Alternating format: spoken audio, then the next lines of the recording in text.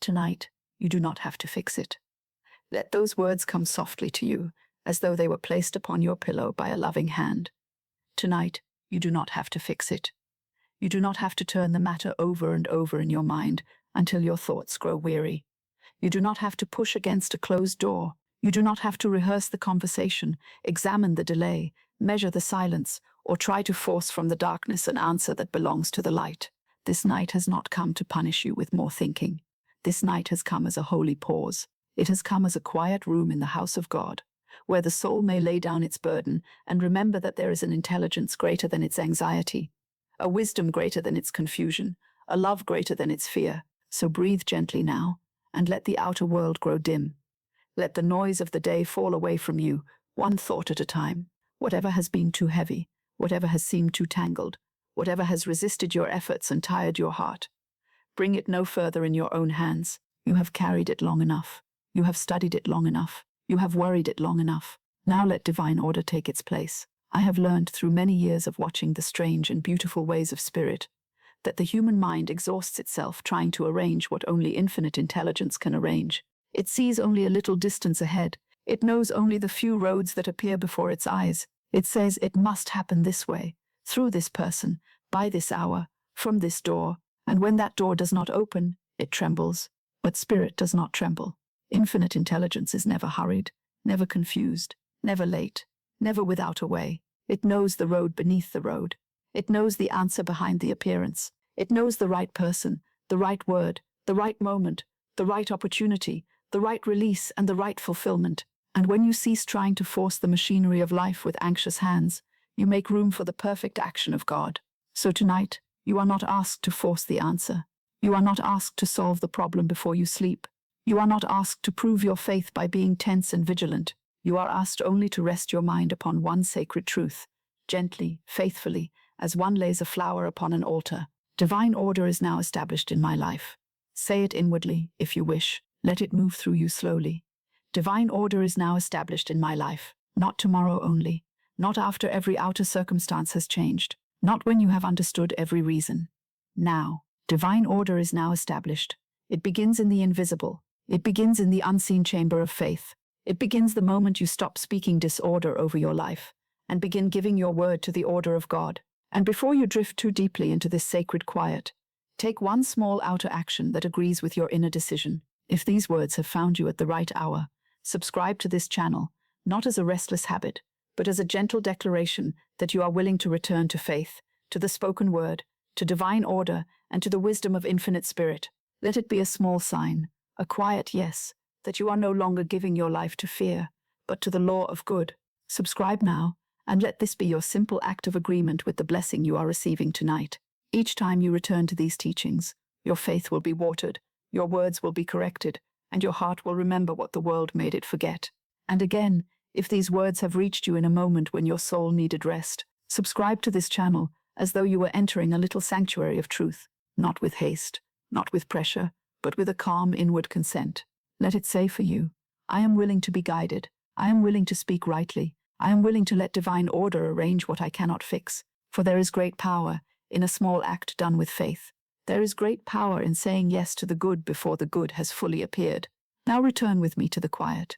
Do not be troubled because your senses still report confusion. The senses are often the last to know what spirit has already begun.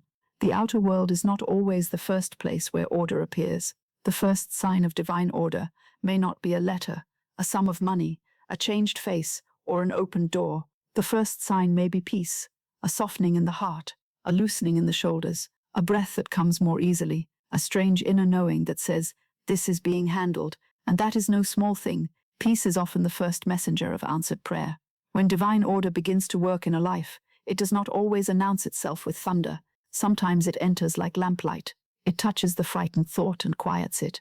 It touches the restless hand and stills it. It touches the burdened heart and says, you may sleep now. The plan of God has not failed because you are tired. Tonight, you do not have to fix it. Let the words be plain. Let them be simple. Let them be kind. Tonight, you do not have to fix it. There may be a matter in your life that has seemed beyond your strength. Perhaps it concerns money, and you have counted and calculated until your mind felt like a room with no window. Perhaps it concerns love, and you have wondered whether to hold on, let go, speak, remain silent, forgive, depart, or wait. Perhaps it concerns your work, your home, your body, your family, your future, or some private ache you have not told another soul. But whatever name the problem wears, beneath it is the same temptation, the temptation to believe that you are alone with it. You are not alone with it. Infinite Spirit is in the midst of it. Infinite intelligence is not outside your circumstance looking on from a distance. It is present within the very place where you have felt most helpless. It is present in the delay. It is present in the silence.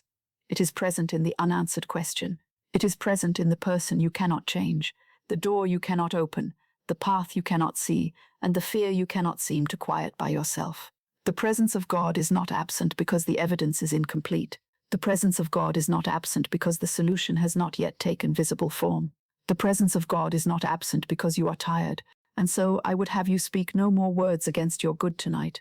Do not say there is no way. Do not say it is too late. Do not say I have lost my chance. Do not say no one will help me. Do not say nothing ever changes. These are not harmless phrases. Words are vessels. Words are messengers. Words go before you and make pathways according to their kind. Your word is your wand. With your word you either bless or bind. With your word you either open or close. With your word you either consent to divine order or rehearse disorder.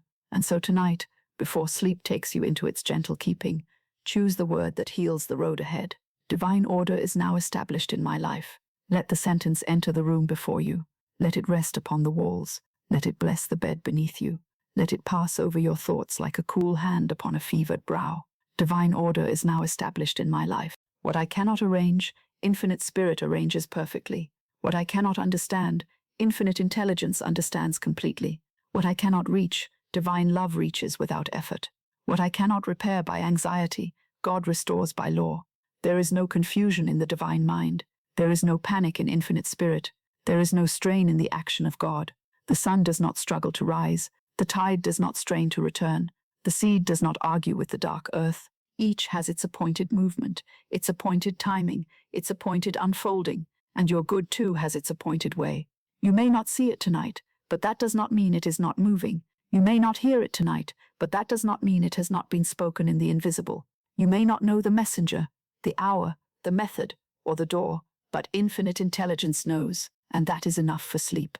That is enough for peace. That is enough for tonight. There is a kind of weariness that comes from labor, and there is another kind that comes from trying to be God in one's own affairs. The first may be cured by rest. The second is cured by surrender. And surrender is not weakness. Surrender is spiritual intelligence. It is the soul remembering its right relation to divine power. You are not here to command life from fear. You are here to speak the word of faith and follow the guidance that comes from peace. You are not here to force people into their places. You are here to bless them, release them, and allow divine order to bring the right people into right relation. You are not here to batter against doors. You are here to speak the word, listen within, and walk through the door that opens by divine appointment. You are not here to lie awake punishing yourself with possibilities. You are here to sleep in God. So let your mind grow quiet now. Let the day loosen its hold upon you. Let every unfinished thing be placed in the hands of Infinite Spirit. If there was a word you should not have spoken, bless it, and let it be corrected by divine love. If there was a decision you could not make, bless it and let the right action be revealed in divine timing. If there was a fear that followed you into this room, bless it and let it dissolve in the presence of faith. Say within yourself gently and without strain, I am willing to let divine order act. I am willing to stop forcing. I am willing to stop fearing. I am willing to stop speaking against my good. I am willing to let Infinite Intelligence arrange what I cannot fix. For the tired soul does not need another burden tonight. It needs a word of power wrapped in peace. It needs to remember that the divine plan is not fragile. It cannot be ruined by one delay, one mistake, one absence, one disappointment, one closed door, or one difficult hour. What belongs to you by divine right cannot be lost. What belongs to you by divine right cannot be withheld. What belongs to you by divine right is already moving toward you through the perfect channels, under grace, in perfect ways, and if something must leave, divine order will release it. If something must come, divine order will bring it. If something must be healed, divine order will begin the healing. If something must be revealed, divine order will reveal it at the appointed time. If something must be arranged beyond your sight, divine order is arranging it now. Rest in that. Do not search for the feeling. Do not force the calm. Do not try to make yourself spiritual. Simply consent. Simply allow. Simply let this word take the place of the old anxious sentence. Divine order is now established in my life. Let it be the last answer to every question tonight. What if I do not know what to do? Divine order is now established in my life. What if the door does not open? Divine order is now established in my life. What if the money is delayed? Divine order is now established in my life. What if the person does not change? Divine order is now established in my life. What if I am afraid? Divine order is now established in my life. What if I cannot fix it? What I cannot arrange, Infinite Spirit arranges perfectly. There is relief in that truth. There is breath in that truth. There is a pillow for the soul in that truth. Tonight, you do not have to fix it. Tonight, you are not asked to force the answer. Tonight, you may lay down the burden and let the unseen law do its perfect work. The world may still appear unfinished, but the spirit within you is whole. The circumstance may still appear disordered, but divine order is moving beneath it. The answer may still appear hidden, but infinite intelligence has never been without an answer. Now let your breathing become slower. Let the forehead soften. Let the jaw loosen. Let the hands rest. Let the heart be still. You have done enough for this hour. You have carried enough for this hour. You have thought enough for this hour. Now give the night permission to be holy. Give sleep permission to be safe. Give divine order permission to arrange what your anxious thought could never arrange. I speak this word over you, and you may speak it with me in the quiet of your own heart. Divine order is now established in my life. Again softly. Divine order is now established in my life, and once more as a seal upon the night. Divine order is now established in my life. Nothing is too tangled for infinite intelligence. Nothing is too delayed for divine timing. Nothing is too hidden for divine light. Nothing is too broken for divine love. Nothing is too uncertain for divine order. Sleep is not neglect. Sleep is trust. Sleep is the soul saying, I have spoken the word, and now I let God act. Sleep is the quiet acceptance that you do not govern the universe by worry. You cooperate with the universe by faith. So rest now in the first blessing of this night. Let the problem be lowered from your shoulders. Let the answer rise from a higher place. Let the door that is yours be prepared. Let the person who belongs in peace come rightly. Let the supply that belongs to you find its channel. Let the burden be lifted. Let the path be made plain. Let divine order be established in your mind, in your home, in your body, in your work, in your finances, in your relationships, in your decisions, and in the secret places of your heart. Tonight, you do not have to fix it. You may sleep. You may trust. You may let it be arranged. For what you cannot arrange, Infinite Spirit arranges perfectly, and divine order is now established in your life. I have often thought that the soul, when it is tired, does not need a loud command. It needs a quiet truth spoken with certainty. It needs a voice that does not tremble before appearances. It needs a word that is stronger than confusion, yet softer than fear. It needs to be reminded, gently and faithfully, that life is not a disorderly accident. It is a spiritual game, and behind the visible moves there is always an invisible law. I have seen many people exhaust themselves, trying to arrange what only God could arrange. I have seen them sit with letters that did not come, invitations that were delayed, money that seemed withheld, decisions that could not be made, and affections that seemed to move in uncertain ways. I have seen them grow pale from watching the same door, listening for the same footstep, waiting for the same reply, turning the same little sentence over and over in the mind, until it became a burden instead of a prayer. And yet, I have also seen one right word, spoken with faith, change the whole current of a life. Not 100 words spoken in fear, not begging, not pleading, not long explanations made to the universe as though God needed persuasion, but one clear word, one blessed word, one word of divine authority, spoken from the place within where the soul remembers its source. For the right word opens the right door. There are words that shut the windows of good, and there are words that open them. There are words that bind a person to delay, and there are words that release the hidden action of spirit. There are words that say, nothing can be done, and there are words that say, God knows the way. And between these two, a life may move in entirely different directions. That is why I have always taught that your word is your wand. It is not an ornament. It is not merely sound. It is not an idle thing cast into the air and forgotten. Your word is creative. Your word carries command. Your word goes forth and returns with its harvest. If you speak continually of difficulty, you clothe difficulty with power. If you speak continually of loss, you give loss a place at your table. If you speak continually of fear, you build a little house for fear to live in. But if you speak the word of divine order, then divine order begins to arrange itself around you. First in the unseen, then in the seen, first in the silence, then in circumstance, first as peace, then as proof. Divine order moves silently before it appears visibly. This is one of the great secrets of the spiritual life. Many lose heart because they look only for visible signs. They want the answer to appear at once, in the very form they have chosen, at the very hour they have named. But divine order is not always seen at the beginning. A seed under the earth is not idle, because the eye cannot see the green blade. A letter on its way is not absent, because it has not yet reached the hand. A ship crossing the sea is not lost because the shore has not yet sighted it. So it is with your good. It may be moving now, though you cannot hear its footsteps. It may be approaching now, though you cannot name the messenger. It may be arranging itself now, through people you have never met, through circumstances you did not expect, through timing your human mind would never have selected. The soul that trusts divine order learns not to disturb the unseen work with anxious words. It learns to say, I give thanks that the perfect way is now open. It learns to say, I give thanks that the right people are now drawn to me. It learns to say, I give thanks that what belongs to me by divine right cannot be withheld. It learns to say, divine order is now established in my life, and then it rests, not because it has abandoned action, but because it has abandoned panic. There is a great difference between right action and nervous action. The world praises nervous action because it can be seen. It appears busy. It writes the letter too soon, knocks at the door too many times, explains where silence would have been wiser, bargains where faith would have been stronger. But spirit is not impressed by haste. Spirit does not mistake agitation for power.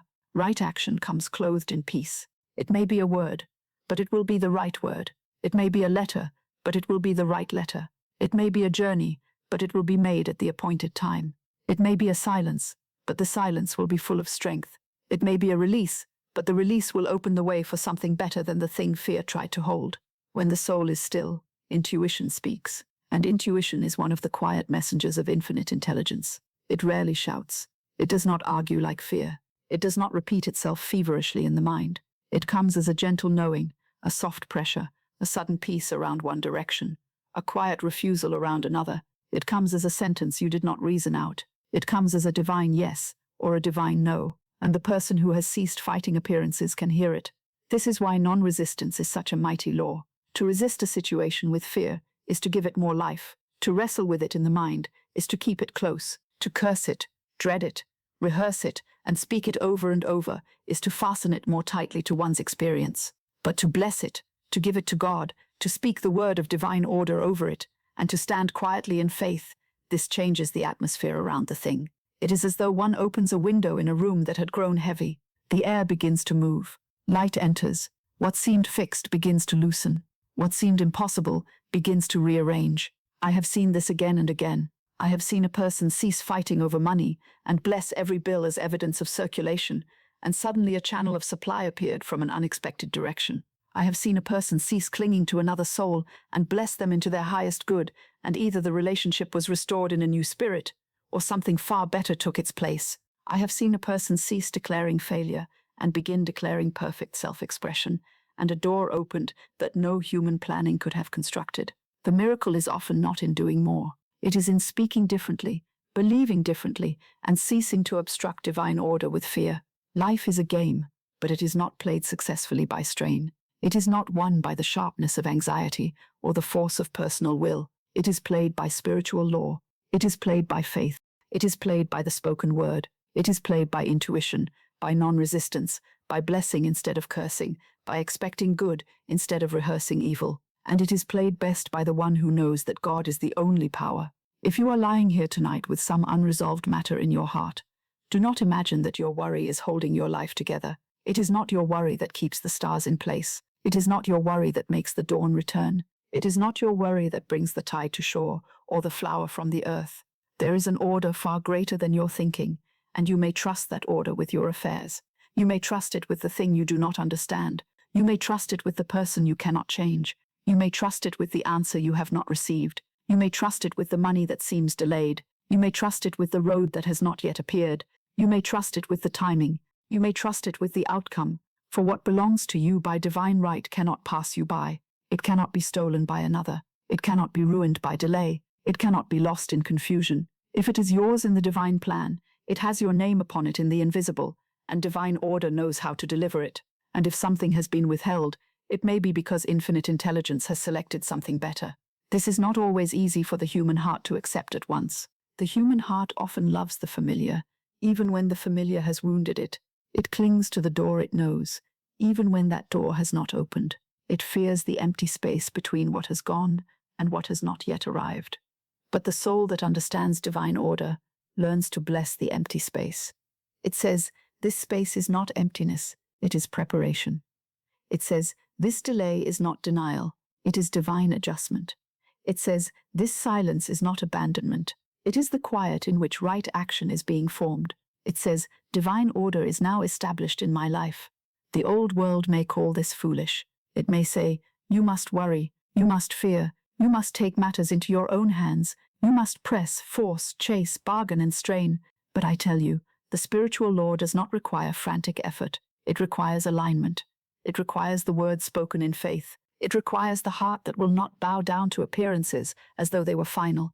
Appearances are not final. A closed door is not final. A delayed answer is not final. A present lack is not final. A confused path is not final. Only God's idea is final, and God's idea for you is good. There is a divine design for every person. There is a form of perfect self-expression appointed for every soul. There are right people who belong on your path, right opportunities that belong to your work, right channels through which supply may come, right words that must be spoken, and right silences that must be kept. There is a rhythm that does not belong to fear. There is a timing that does not obey impatience. There is a path that opens when the heart stops trying to break down the wrong door, and often just before the right door opens, the old struggle grows tiresome enough for the soul to let go.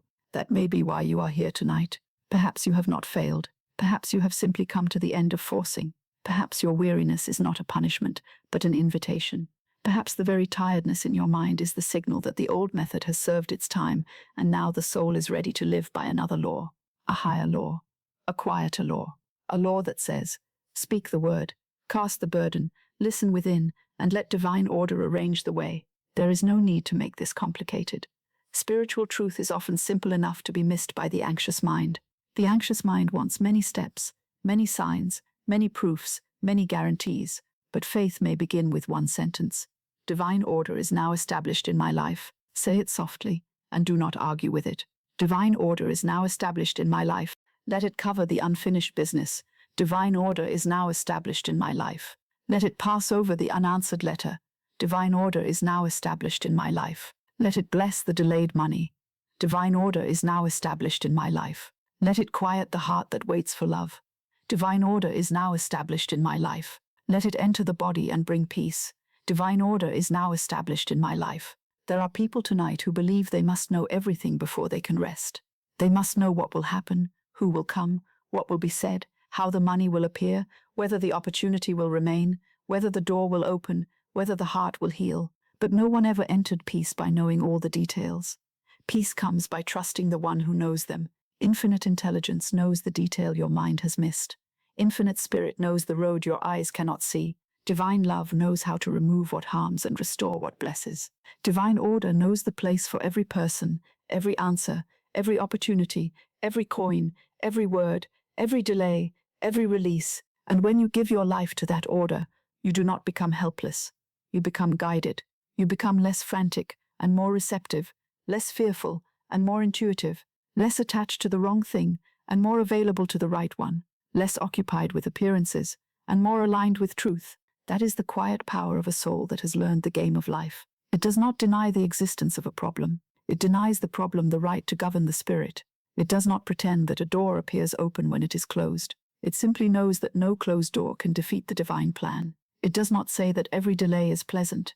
It says that divine timing is still at work within the delay. It does not say that every loss is easy. It says that what is truly yours in spirit cannot be lost.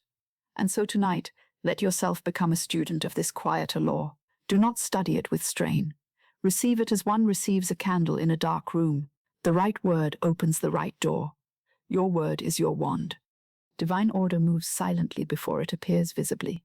I have seen many people exhaust themselves trying to arrange what only God could arrange, and I have seen them go free when they finally said, with a calm and trusting heart, Divine order is now established in my life. Let this be the atmosphere around you now. Not pressure, not urgency, not the hard glare of problem solving.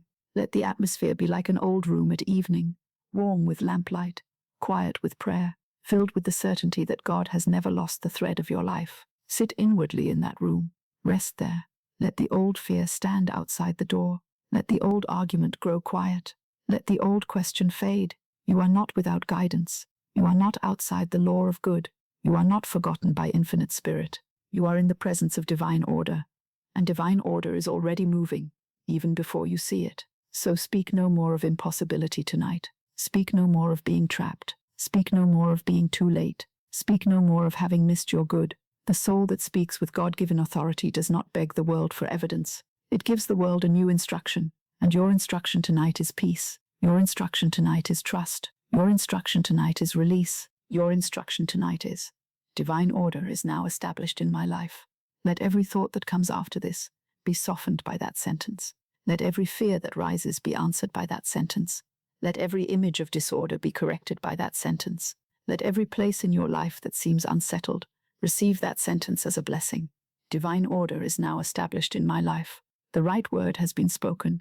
The right door is being prepared. The right way is being opened. The right action will be shown, and you may rest before you see the proof. There is a burden the soul was never meant to carry. There is a weight that belongs not to the little frightened self, but to infinite spirit.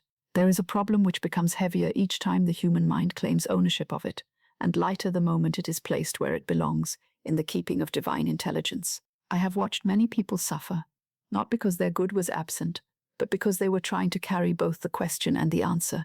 They were trying to be the servant and the master, the traveler and the road, the child and the father, the seed and the son. They believed that if they stopped worrying, the situation would fall apart. They believed that if they stopped holding the thought with tension, the answer would never come. But worry is not spiritual responsibility. Worry is often the human personality trying to perform the work of God, and it cannot. The personality grows tired. It grows afraid. It looks at appearances and calls them final. It sees the closed door and says there is no way. It sees the delayed letter and says I have been forgotten. It sees the unpaid bill and says supply has failed. It sees the silence of another and says love has gone. It sees the body weary and says peace is impossible. It sees one unfinished circumstance and imagines the whole plan has been broken. But infinite spirit does not reason from appearances.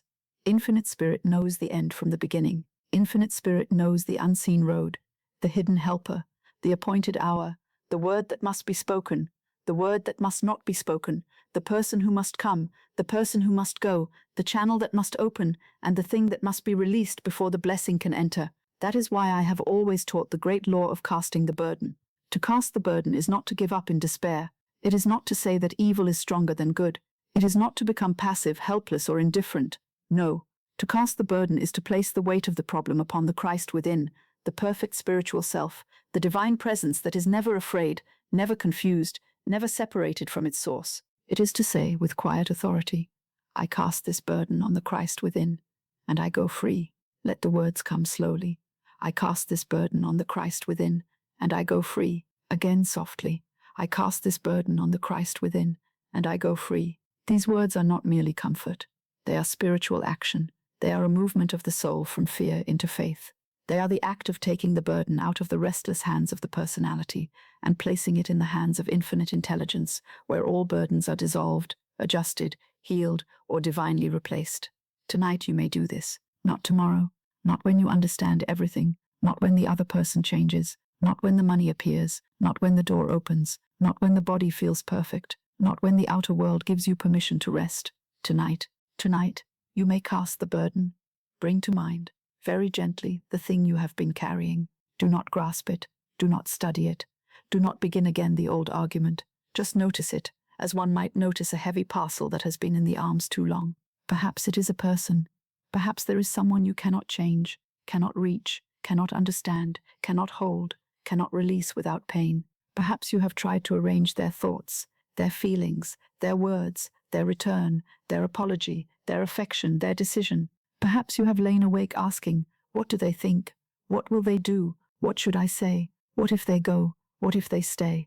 What if I am forgotten? This burden was never yours to carry.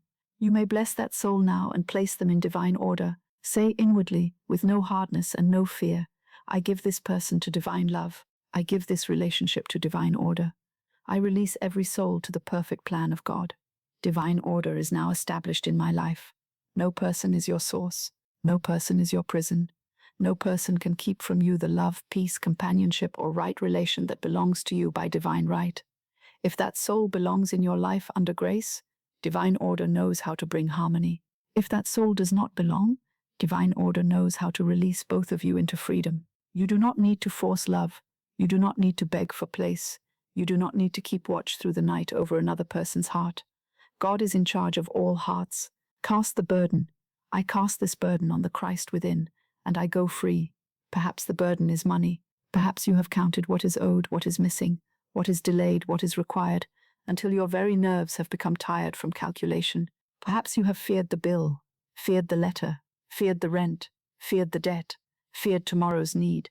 Perhaps you have said, I do not know where it will come from, and the sentence has gone before you like a messenger of lack. But tonight, you may send another messenger. You may say, God is my unfailing and inexhaustible supply. I do not carry what infinite spirit can dissolve.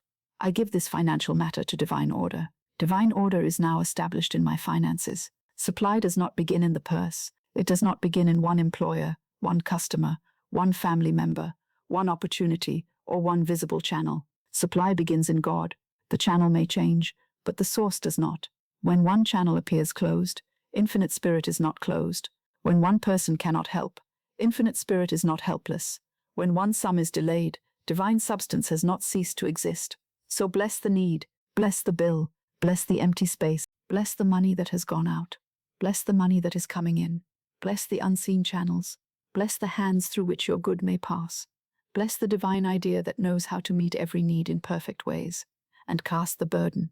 I cast this burden on the Christ within, and I go free. Perhaps the burden is the body. Perhaps you have watched a symptom, a discomfort, a weakness, a fear, or an uncertainty with too much attention. Perhaps you have spoken of it anxiously. Perhaps you have made your body the battlefield of every worried thought. But the body responds to peace. The body is not helped by fear. The body is blessed by divine life, divine harmony, divine order. So tonight, do not fight the body. Bless it. Speak gently to the body, as one would speak to a faithful servant who has labored long. Say, divine harmony is now established in my body. Every cell is blessed by divine life. I cast the burden of fear on the Christ within, and I go free. I give my body to divine order. This does not deny wise care. It does not deny right action. It simply denies fear the right to rule. It places the body under the law of peace instead of the law of panic. It allows rest to become a form of prayer. It allows sleep to become a quiet temple, where the life of God restores what worry has disturbed. Perhaps the burden is a decision. Perhaps there are two roads before you, and neither seems clear. Perhaps you have asked, should I speak or remain silent? Should I stay or go? Should I accept or refuse? Should I begin or wait? Should I hold on or release? And because the answer did not come at once, you began to press the mind harder and harder, as though fear could wring wisdom out of confusion. But wisdom does not come that way. Divine guidance is heard in stillness. The right action is revealed when the heart ceases to shout over it. If you cannot decide tonight, perhaps you are not meant to decide tonight. Perhaps the very absence of peace is a sign to wait upon the Lord within. Perhaps the next step will appear when the time for the next step has truly come. Say, I am divinely guided. The right decision is revealed in divine timing. I do not act from fear. I give this decision to divine order. Divine order is now established in my life. Then let it rest. Do not dig up the seed every hour to see whether it has grown. Do not disturb the invisible work by demanding immediate proof. If a thing is not clear tonight, give it to clarity. If a step is not shown tonight, give it to guidance. If a word is not ready tonight, give it to silence. There is a sacred silence that is wiser than anxious speech. Perhaps the burden is an opportunity, something you desired, something you hoped would open. A place, a position, a chance, a journey, a meeting, a door. Perhaps it seemed near, and then delayed. Perhaps it seemed promised, and then uncertain. Perhaps you have been standing before it inwardly, pressing your hand against the door, saying, open, open, open, while your heart grows more tired with every hour. Dear one, the door that belongs to you by divine right does not need to be battered down. The right door opens under grace. If this opportunity is yours in the divine plan, it cannot be withheld. If it is not yours, it cannot bless you by being forced. Divine selection is always kind, though the human heart may not understand it immediately. Sometimes infinite intelligence protects you from the lesser thing by withholding it. Sometimes the delay is not opposition but preparation. Sometimes the unopened door is not rejection but redirection. Say, the perfect opportunity is now selected for me by infinite spirit. The door appointed for me opens in divine timing. I bless every closed door and every open door. I give this opportunity to divine order. Divine order is now established in my life. Then withdraw your anxious hand from the door. Let Spirit open what Spirit has chosen. Perhaps the burden is a conversation you dread, a word you wish you had spoken differently, a reply you fear receiving, a truth you know must be expressed. Perhaps you have rehearsed it again and again, placing yourself in imaginary rooms, hearing imaginary replies, defending yourself before anything has happened. The mind, when afraid, holds court all night. It accuses, defends, explains, objects, repeats, and never rests. But the right word comes from God. The wrong word is born of fear. The right word is born of peace. The wrong word tries to control. The right word blesses and frees. The wrong word is crowded with anxiety. The right word is simple, clear, and divinely timed. Say, Infinite Spirit gives me the right word at the right time. My speech is guided by divine love. I do not speak from fear. I give this conversation to divine order. Divine order is now established in my life. If you are meant to speak, you will be shown how. If you are meant to wait, you will be given peace in waiting. If you are meant to remain silent, the silence will be protected. If you are meant to make amends, the right words will rise. If you are meant to walk away, the way will be made plain. You do not need to rehearse fear in order to be ready for grace. Perhaps the burden is the outcome itself. You want to know how it ends. You want a guarantee. You want the form, the date, the face, the number, the letter, the proof. You want to look ahead and see the whole road illuminated before you will consent to take rest. But the spiritual life often gives us a lamp for the next step, not a map of every mile. And that is mercy. If you knew all the turns beforehand, you might interfere with the miracle. If you knew every delay, you might become discouraged. If you knew every unseen arrangement, you might try to rearrange the arrangement. So infinite intelligence gives light as light is needed. It does not fail you by giving the next step instead of the whole staircase. Say, I release the outcome. I release the manner. I release the timing. I release the person. I release the way. I give the whole matter to divine order. Divine order is now established in my life. Now let the body hear this. You may soften your shoulders. You may unclench the hands. You may let the breath become slower. You may stop holding yourself as though danger were in the room. The burden is being transferred. You are not losing control. You are returning control to the only power that ever truly had it. There is a deep relief when the soul understands this. It is like removing a heavy cloak after a long journey. It is like setting down a suitcase that was never yours. It is like stepping out of a storm into a quiet house where a lamp has already been lit. The human mind may say, but if I stop worrying, who will take care of it? And faith answers, God. The human mind may say, but if I release it, what if it does not happen? And faith answers, what is mine by divine right cannot fail to appear. The human mind may say, but I have made mistakes. And faith answers, divine order can correct, restore, redirect, and redeem. The human mind may say, but I do not know how. And faith answers, infinite intelligence knows how. The human mind may say, but I am afraid. And faith answers, I cast this burden on the Christ within, and I go free. Let that sentence become a bridge tonight. A bridge from strain into surrender. A bridge from fear into faith. A bridge from the little self into the greater self. A bridge from the appearance of disorder into the truth of divine order. I cast this burden on the Christ within, and I go free. I do not carry what infinite spirit can dissolve. I give this situation to divine order. Divine order is now established in my life. Again, more softly, I cast this burden on the Christ within, and I go free. I do not carry what infinite spirit can dissolve. I give this situation to divine order. Divine order is now established in my life. And again, as though the words were sinking beneath the surface of the mind, I cast this burden on the Christ within, and I go free. I do not carry what infinite spirit can dissolve. I give this situation to divine order. Divine order is now established in my life. No resistance does not mean surrendering to evil. It means refusing to make evil a god. It means refusing to exhaust oneself fighting a shadow, when one may turn on the light. It means refusing to speak fear over a circumstance, and then wonder why fear grows stronger. It means standing inwardly still and saying, God is the only power here. Divine order is the only truth here. Infinite intelligence is acting here. When you resist with panic, you press against the appearance and often make it feel more solid. When you bless and release, you withdraw the life you have been giving to the appearance. You no longer feed it with attention, fear, argument, and repeated speech. You give it to Spirit, and Spirit knows what to do with it. Some burdens dissolve, some burdens are transformed, some burdens are revealed as blessings in disguise, some burdens are removed, some burdens teach one right action and then disappear. Some burdens were never real powers at all, only shadows cast by frightened thought. But all burdens become lighter when they are handed to God. Tonight you may say to the whole matter, I do not fight you, I do not fear you, I do not name you as power, I do not carry you into my sleep, I give you to divine order, I bless you and release you. The Christ within me knows the way, and I go free. There is nothing in your life too delicate for this law. There is nothing too practical, too earthly, too personal, or too complicated. Some imagine that God attends only to distant heavens, and not to letters, bills, homes, journeys, appointments, misunderstandings, and daily bread. But divine intelligence is present in the details. Infinite Spirit knows the small hinge on which the large door turns. It knows the lost paper. It knows the missing answer. It knows the conversation that must occur. It knows the amount that must be supplied. It knows the heart that must be comforted. It knows the path that must be cleared. It knows the burden beneath the burden, the fear beneath the fear, the desire beneath the desire. And so you may give it all, not only the noble burden, not only the spiritual burden, not only the burden you think is worthy of prayer.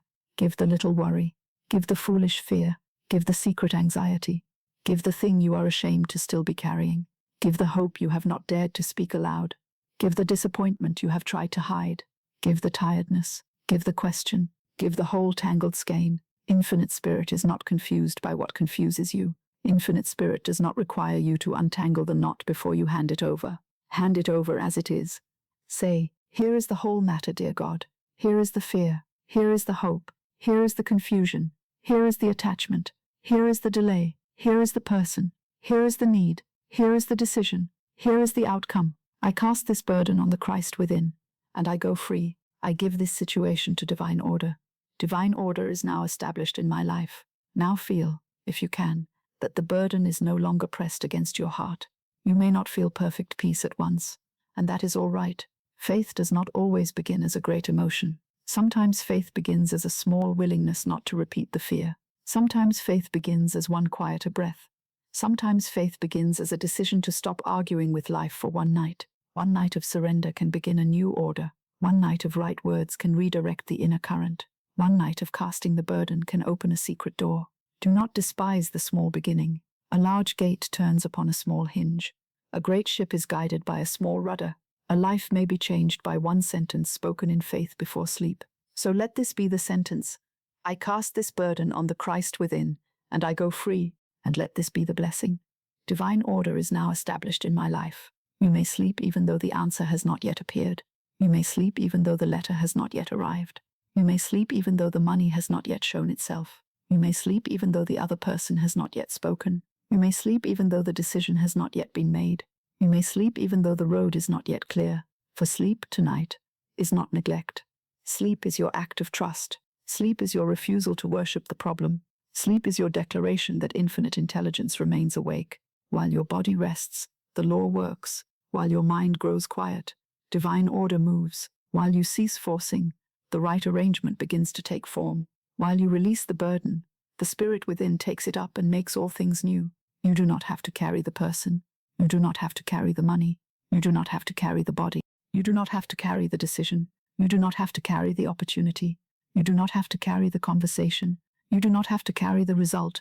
You are asked to carry only the word of faith. And the word is this: divine order is now established in my life. What I cannot arrange, infinite Spirit arranges perfectly. What I cannot heal by fear, divine love heals by law. What I cannot know tonight, infinite intelligence already knows. What I cannot hold rightly, I release into the hands of God, and now I go free. Let the night take that sentence and carry it deeper than thought. Let it pass beneath worry. Let it pass beneath memory. Let it pass beneath the old habit of control. Let it pass into the quiet place within you, where the divine presence waits without fear. The burden you have been carrying was never yours to carry alone. And now gently, faithfully, completely, You may lay it down. There is a kind of force which the world often mistakes for strength, but which is only fear wearing a determined face.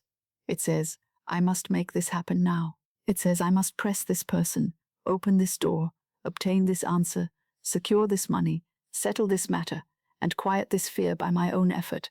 It moves quickly, speaks too soon, writes too much, asks again and again, and calls its unrest devotion. But spiritual power is not nervous power. The action of God is not born of panic. The right thing does not need to be dragged into manifestation by frightened hands. Fearful action is not right action. Let that sentence rest in you for a moment. Fearful action is not right action. It may appear active, it may appear responsible, it may appear brave to the outer eye, but beneath it there is a trembling command. I do not trust divine order. I must arrange everything myself. And whenever the personality tries to take the place of infinite intelligence, it creates strain. It tangles what would have untangled. It delays what divine order could have hastened. It speaks words that must later be softened. It knocks on doors that were never appointed. It begs from sources that were never meant to supply. It clings to people whom divine love may be trying to release. And then it wonders why peace does not come. I have seen this many times. A person, afraid that a letter will not arrive, writes another letter too soon, full of hidden anxiety, and the very tone of fear closes the heart it wished to reach. Another, afraid of financial lack, spends the whole night counting, fearing, rehearsing, and declaring shortage until the mind becomes so clouded that it cannot hear the simple intuition that would have opened a new channel of supply. Another, afraid of being forgotten, insists where silence would have been stronger, explains where blessing would have been wiser, and tries to convince another soul to give what only divine love can give freely. This is not condemnation. It is only instruction. The human heart does such things when it is afraid. It believes that if it does not act from fear, nothing will be done. It believes that if it does not hold tightly, everything will be lost. It believes that rest is neglect, silence is weakness, and waiting is failure. But I tell you, dear one, there is a waiting that is full of power. There is a silence that is full of wisdom. There is a rest that cooperates with God more than 100 anxious movements. Divine order does not need panic to act. Infinite intelligence does not require your nervousness as assistance. The sun does not rise more quickly because one worries at the window. The flower does not bloom more beautifully because one pulls at its petals. The right ship does not reach the harbor sooner because one stands on the shore in distress. There is a divine rhythm in all things, and when the soul enters that rhythm, action becomes simple, words become timely, and doors open without violence. The door that is mine by divine right opens without strain. Say this softly within yourself. The door that is mine by divine right opens without strain. If a door must be beaten down, it may not be your door. If a person must be persuaded against their peace, it may not be your person. If an opportunity requires the sacrifice of your soul's quiet guidance, it may not be the opportunity selected for you by infinite spirit. Divine selection is exact. It brings the right thing in the right way and removes the wrong thing before it can bind you more tightly. This does not mean that you do nothing in life. No, it means that you learn to distinguish between right action and anxious action. Right action is born in peace. Anxious action is born in fear. Anxious action is born in fear. Right action comes with a quiet authority. It may ask you to speak, and then your words are few, clear, and blessed. It may ask you to write, and then the letter is guided, not crowded with desperation. It may ask you to go somewhere, and then the journey has a sense of appointment about it. It may ask you to wait, and the waiting feels not like helplessness, but like preparation. It may ask you to release, and the release, though tender, carries dignity. Anxious action, however, feels like a whip. It says now, now, now, or all will be lost. It presses upon the chest. It tightens the throat. It hurries the hand. It repeats the same fearful thought until the mind can no longer receive guidance. It says do something, but it does not say what. It says speak, but it does not give the right word. It says hurry, but it does not know the road. And if you follow it blindly, you may find yourself farther from peace than before. Tonight I would have you forgive yourself for all the times you acted from fear. Do not add guilt to the burden. Guilt is only another form of resistance. Bless the old action, bless the old word, bless the old haste.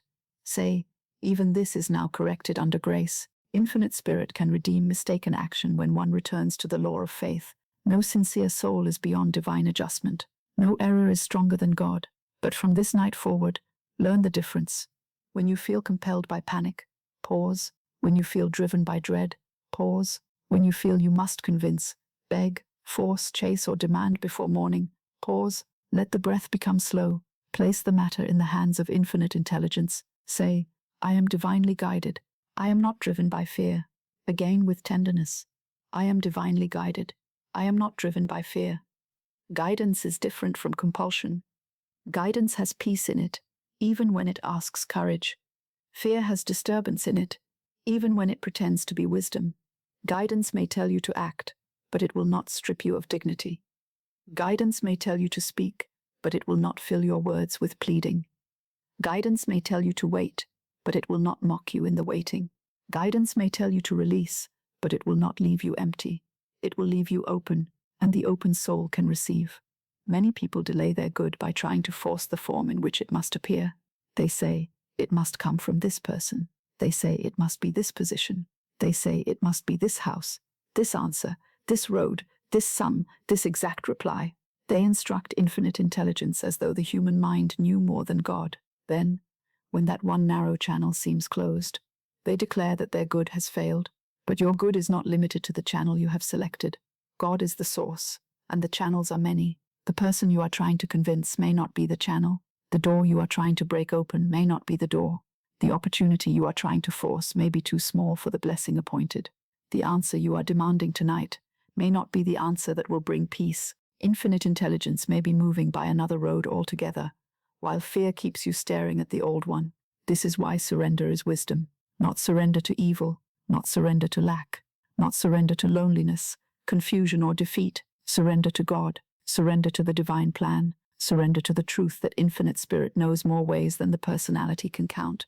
Say, I release my chosen channel. I release my frightened method. I release my anxious timing. I release the need to force. Divine order is now established in my life. There is a sacred law in this.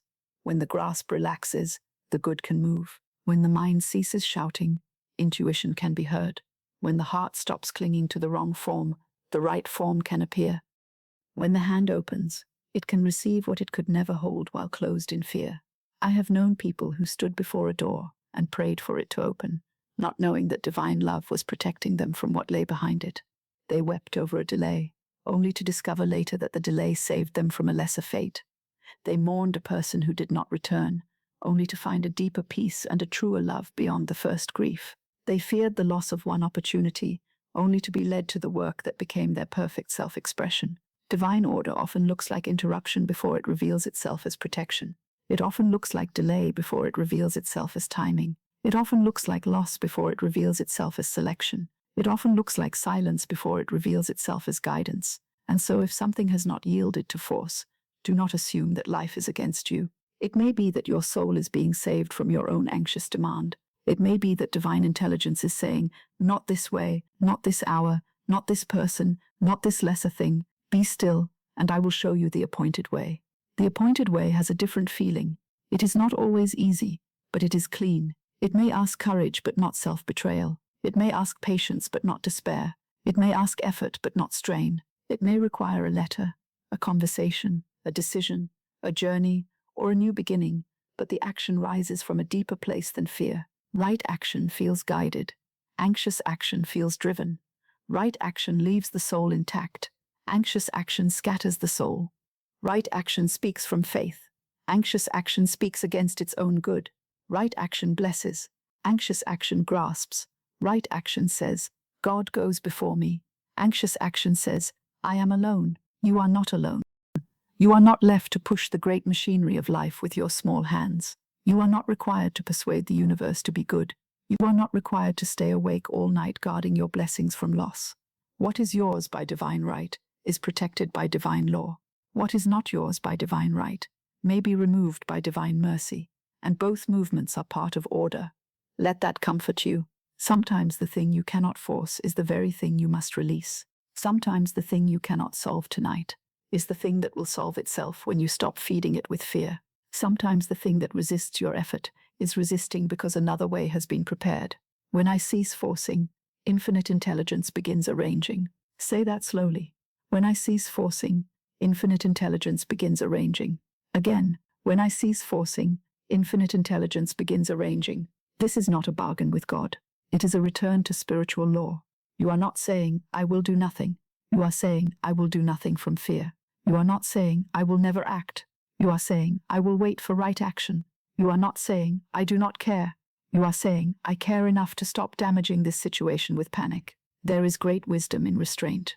A word not spoken in fear can save a relationship from needless pain. A letter not written in desperation can leave a door open for grace. A decision not made in panic can preserve the right path. A purchase not made from anxiety can keep supply in order. A demand not pressed at the wrong hour can allow divine timing to prepare the proper answer. And a night not spent in worry can become a night in which infinite spirit works unhindered. Do not feel guilty for resting. There are people who believe that if they are not constantly thinking about the problem, they are being careless. But to think continually of a problem in fear is not care. It is mental disorder. It is to water the very weed one wishes to uproot. True care blesses. True care listens. True care speaks the word of faith. True care takes right action when guided, and rests when action has not yet been shown. Rest can be obedience. Stillness can be cooperation. Sleep can be faith. If the mind says, but I should be doing more, answer it gently. I will do what is mine to do when divine guidance shows it. Tonight, I do not act from fear. If the mind says, but what if time is passing? Answer, divine timing is exact. Nothing appointed for me can be late. If the mind says, but what if they forget me? Answer, no one can keep from me what belongs to me by divine right. If the mind says, but what if the money does not come? Answer, God is my supply, and divine order is established in my finances. If the mind says, but what if I miss the opportunity? Answer, opportunity selected by infinite spirit knows how to find me. This is how one speaks to fear. Not by arguing for hours, not by wrestling in the dark. One speaks the word and returns to peace. Your word is your wand. Use it tonight not to describe the problem, but to command order. Use it not to magnify fear, but to establish faith. Use it not to bind yourself to one troubled appearance, but to call forth the divine arrangement hidden beneath it. Say, I bless this situation. I withdraw my fear from it. I withdraw my force from it. I withdraw my anxious will from it. I give it to infinite intelligence. Divine order is now established in my life. Now imagine, gently, that the thing you have been pushing against is no longer a wall. It is a scene held within divine light. You do not have to throw yourself against it. You do not have to strike it with your thoughts. You do not have to demand that it change before you sleep. You simply place upon it the word of order. Divine order is now established here. Divine order is now established in this person. Divine order is now established in this delay. Divine order is now established in this decision. Divine order is now established in this need. Divine order is now established in this night. And then you step back inwardly. Stepping back is not abandonment. It is allowing the master workman room to work. If a skilled hand is repairing a delicate instrument, one does not keep interfering with restless fingers.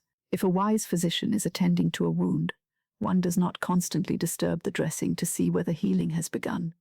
If a seed has been planted, one does not dig it up each morning in doubt. So it is with spiritual work. Speak the word. Plant it in faith. Leave it in the dark soil of divine law. Let it work. Do not dig it up with, but how? Do not drown it with, but when?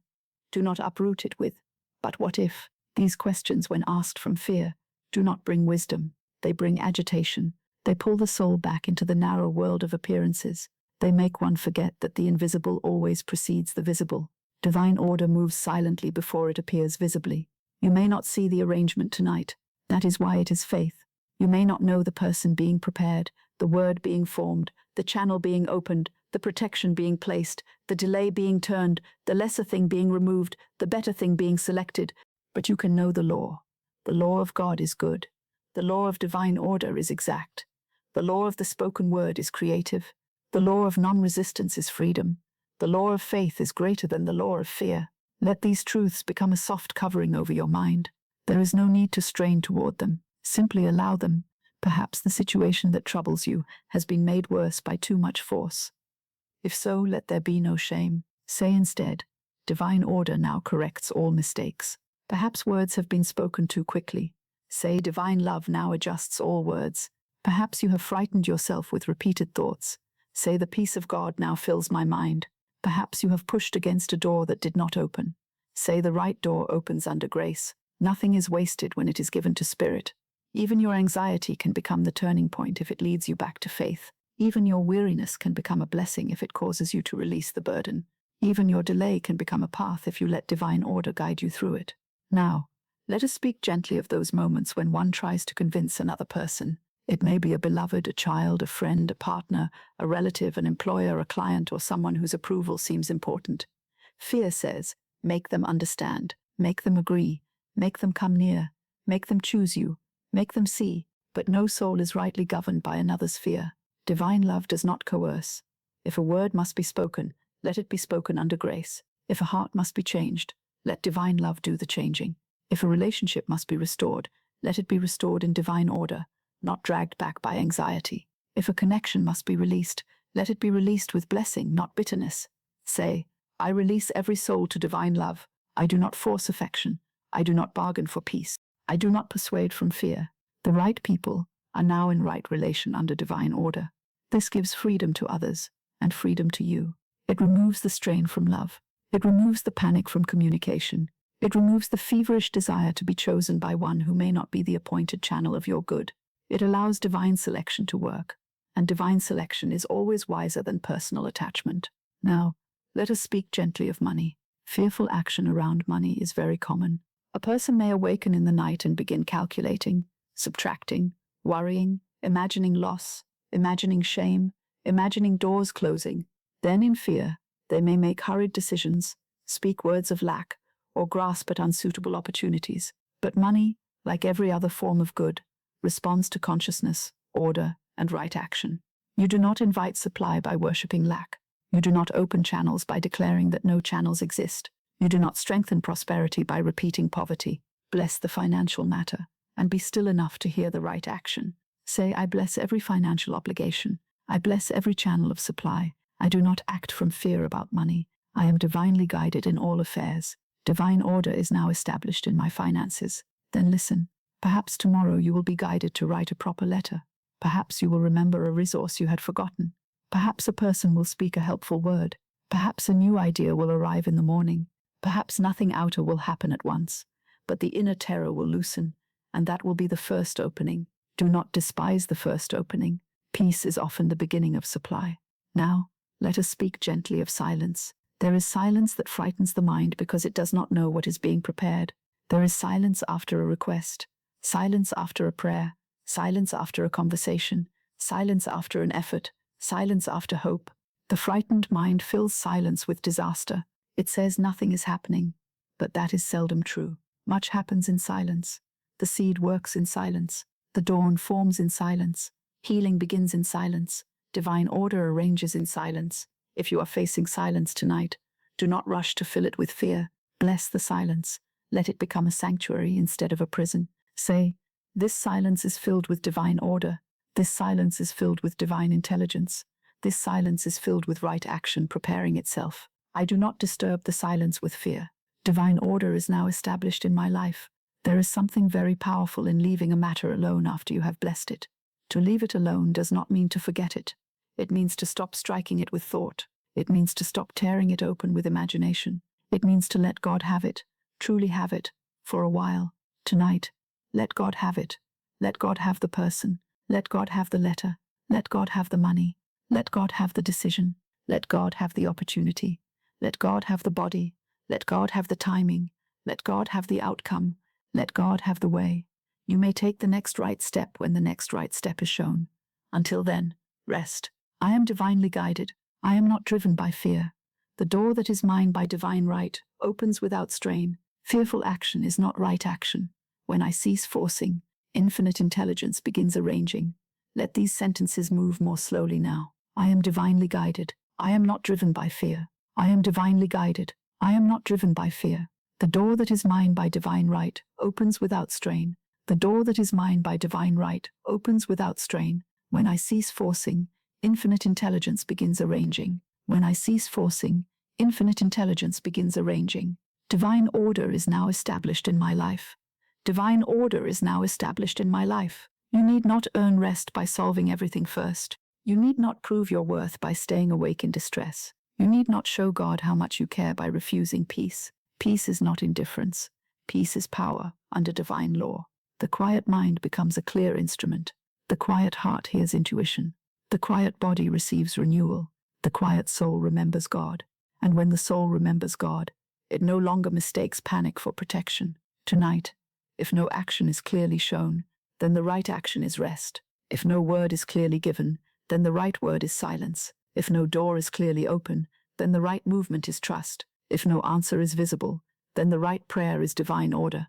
And if tomorrow there is something to do, you will be shown. The guidance of infinite intelligence will not fail to reach you. It may come as a calm idea. It may come through a sentence spoken by another. It may come through a sudden knowing. It may come through a peaceful desire to take one simple step. It may come through the absence of restlessness, the gentle certainty that says, "This is the way." Until then, do not force. Do not plead with life tonight. Do not beg the door. Do not chase the answer. Do not press the person. Do not rehearse the fear. Do not punish yourself with possibilities. Let divine order do what divine order does perfectly. It arranges, it selects, it removes, it restores, it opens, it closes, it guides, it supplies, it blesses, it corrects, it reveals. It does not need panic to begin. It does not need strain to continue. It does not need your fear to complete its work. Give thanks now, before you see the evidence. This is faith. Give thanks that the matter is already under divine law. Give thanks that the right action will be shown. Give thanks that the right door is opening. Give thanks that the wrong door cannot hold you. Give thanks that your good is safe in the mind of God. Say, I give thanks that divine order is now established in my life. I give thanks that I am divinely guided. I give thanks that I am not driven by fear. I give thanks that the right door opens without strain. I give thanks that when I cease forcing, infinite intelligence begins arranging. Now soften again.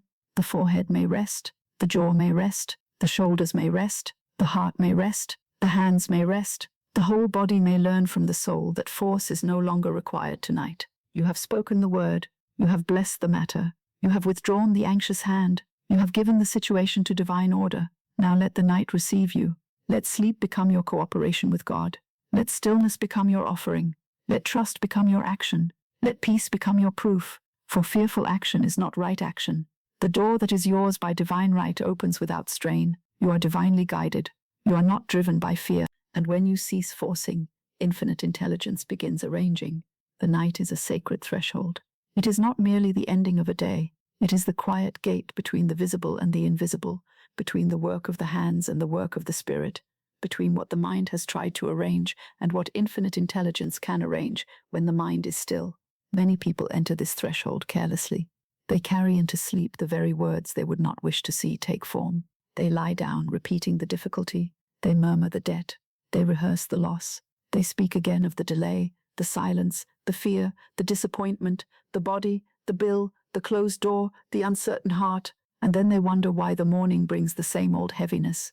But the soul receives deeply at night. When the body grows quiet, when the outer senses withdraw, when the lamps are low and the world no longer presses so heavily upon the mind, the spoken word enters more silently and more deeply. The last words accepted before sleep are like seeds placed in the dark earth. They may be seeds of fear, or seeds of faith. They may be seeds of confusion, or seeds of divine order. They may be seeds of lack, or seeds of supply. They may be seeds of loneliness, or seeds of divine love. One must choose carefully what one plants before sleep. The word is not decoration. The word is direction. The word is not merely sound. The word is a spiritual command. The word is not idle. The word is a seed, and every seed seeks its own harvest. This is why I have always said, your word is your wand. With it you call forth the hidden forces of life. With it you bless or burden your path. With it you open the way or close it. With it you send before you messengers of good or messengers of fear.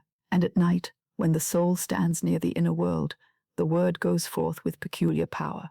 So tonight, be careful not in a frightened way, but in a holy way. Do not let the last command of your day be, I am afraid. Do not let the last command of your day be, there is no way. Do not let the last command of your day be, I am forgotten. Do not let the last command of your day be, the money will not come. Do not let the last command of your day be, the door is closed forever.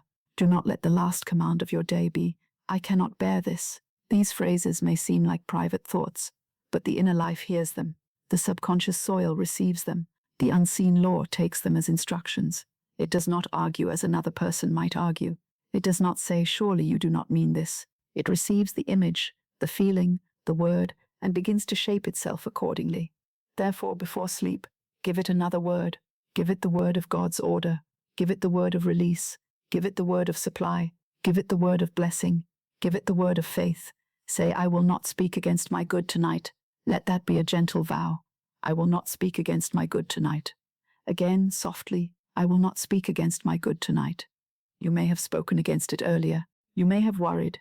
You may have complained. You may have told someone, or told yourself, that the matter was impossible. You may have repeated the appearance many times. Do not be troubled by that now. The power is in the word you choose this moment. The old word may be corrected by the new word. Fear may be reversed by faith. Disorder may be answered by divine order. Say, every word of fear is now dissolved. Every careless word is now corrected under grace. Every false belief is now replaced by truth. Divine order is now established in my life. This is the cleansing of the night. Before one sleeps, the mind should not be a crowded room full of old arguments. It should become a chapel. The words spoken there should be few, clear, and full of faith. One does not need many words when one has the right word. One does not need long petitions when one speaks from spiritual authority. One does not need to persuade God. One needs only to agree with God. And God's idea is order. God's idea is peace. God's idea is right adjustment. God's idea is supply.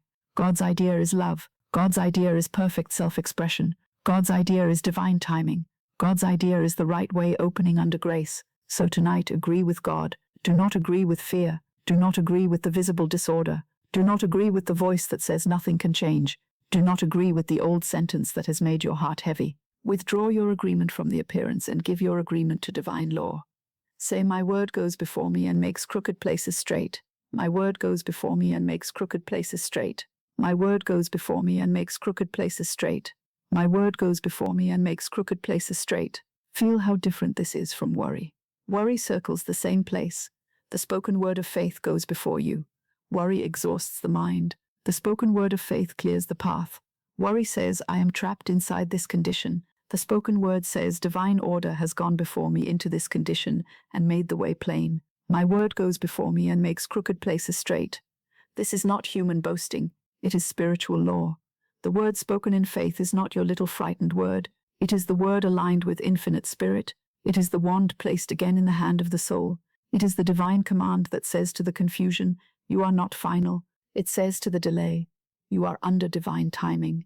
It says to the debt, you are under divine supply. It says to the loneliness, you are under divine love. It says to the uncertainty, you are under divine guidance. And so the thing begins to change first in the unseen. A path may begin to clear though the eyes have not yet seen it.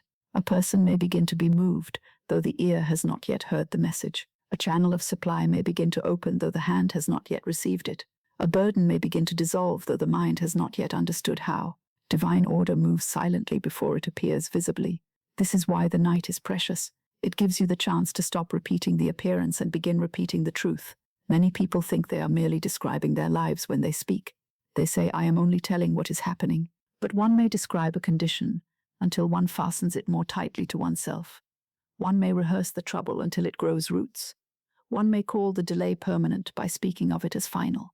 One may give power to another person's silence by naming it rejection. One may turn a temporary lack into an inner law by calling it my poverty, my misfortune, my failure, my loneliness, my problem. Do not name the shadow as your own. Name God's order as your own. Say, divine order is mine. Divine guidance is mine. Divine supply is mine. Divine love is mine. Divine peace is mine. Perfect self-expression is mine. The right way is mine. The appointed door is mine. What belongs to me by divine right is mine, and it cannot be withheld. Let the word mine be purified, not the mine of grasping, but the mine of spiritual inheritance, not the mine of fear, but the mine of divine right. When something belongs to you in God's plan, you do not need to clutch at it. You need to recognize it, bless it, and allow divine order to bring it forth under grace. And when something does not belong, bless it and let it go. That, too, is the law of the spoken word. Say, I bless what goes. I bless what stays. I bless what comes. I bless what is delayed. I bless what is unknown. I bless this situation and release it. Again, I bless this situation and release it. Do not say this as one who is defeated. Say it as one who is free. To bless and release is one of the most powerful movements of the soul. When you bless a situation, you remove the poison of fear from it. When you release it, you stop holding it in the cramped hands of anxiety. You give it room to be transformed. You give divine intelligence room to act. There are matters that cannot be healed while the personality keeps striking them with fear. There are relationships that cannot be restored while the heart clings and trembles. There are financial channels that cannot open while one speaks only of lack. There are decisions that cannot become clear while the mind is crowded with panic. There are opportunities that cannot arrive while the soul insists that they must come through one narrow door. So bless and release. I bless this situation and release it. I bless this person and release them to divine love. I bless this money matter and release it to divine supply. I bless this decision and release it to divine guidance. I bless this delay and release it to divine timing. I bless this body and release it to divine harmony. I bless this night and release it to divine peace. I bless my life and release it to divine order. Now the word is working. It is working not because you strain, but because you have spoken it in faith. It is working not because you understand the method, but because divine law understands it. The seed does not need to understand the flower. It needs only to be planted in the right soil. The soul does not need to understand every arrangement of infinite intelligence. It needs only to speak the word, believe as much as it can, release fear, and follow guidance when it comes. Tonight the soil is sleep. Tonight the seed is divine order. Plant it gently. Divine order is now established in my life. Again, like a seed placed in soft ground. Divine order is now established in my life. Again, without effort. Divine order is now established in my life. Do not dig it up with doubt. Do not say, but what if it is not true? Do not say, but I cannot see it. Do not say, but the outer condition is unchanged. The seed is not mocked, because the garden is still dark. The darkness may be the very place where growth has begun. Speak the word and let it descend. Divine order is now established in my life. Let it descend beneath the forehead. Let it descend beneath the anxious thought. Let it descend beneath the old memory. Let it descend beneath the fear of tomorrow. Let it descend beneath the question of how. Let it descend beneath the need to know. Let it descend into the deep, quiet place where the soul touches God. Divine order is now established in my life. There are some who go to sleep speaking of debt. They count what is owed and forget to bless the source. But you shall not sleep in debt consciousness tonight. You may acknowledge what must be handled in the outer world, but you shall not make a god of it. You shall not bow down to a number. You shall not let a sum of money determine the measure of infinite supply.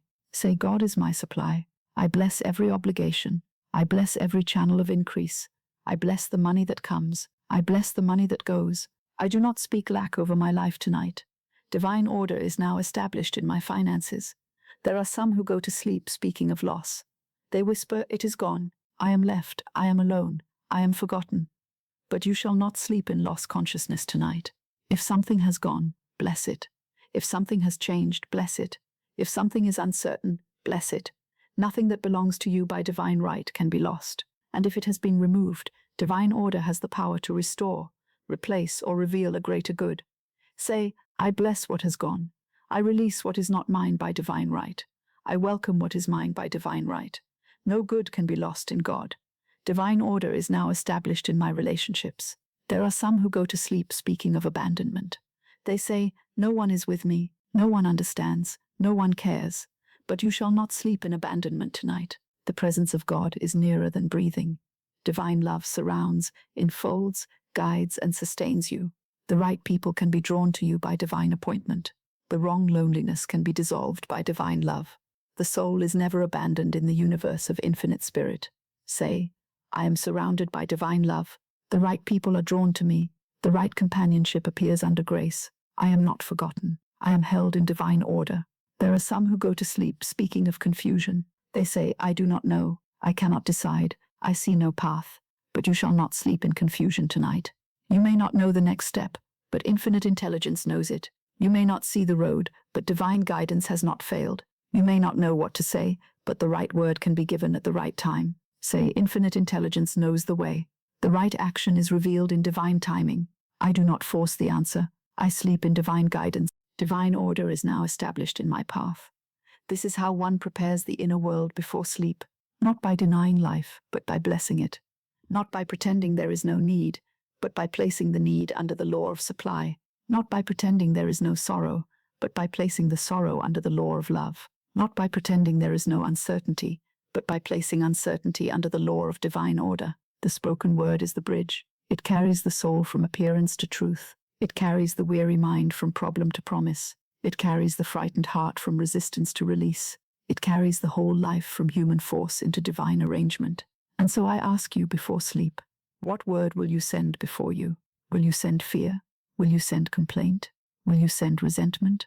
Will you send lack? Will you send the old story? Or will you send divine order?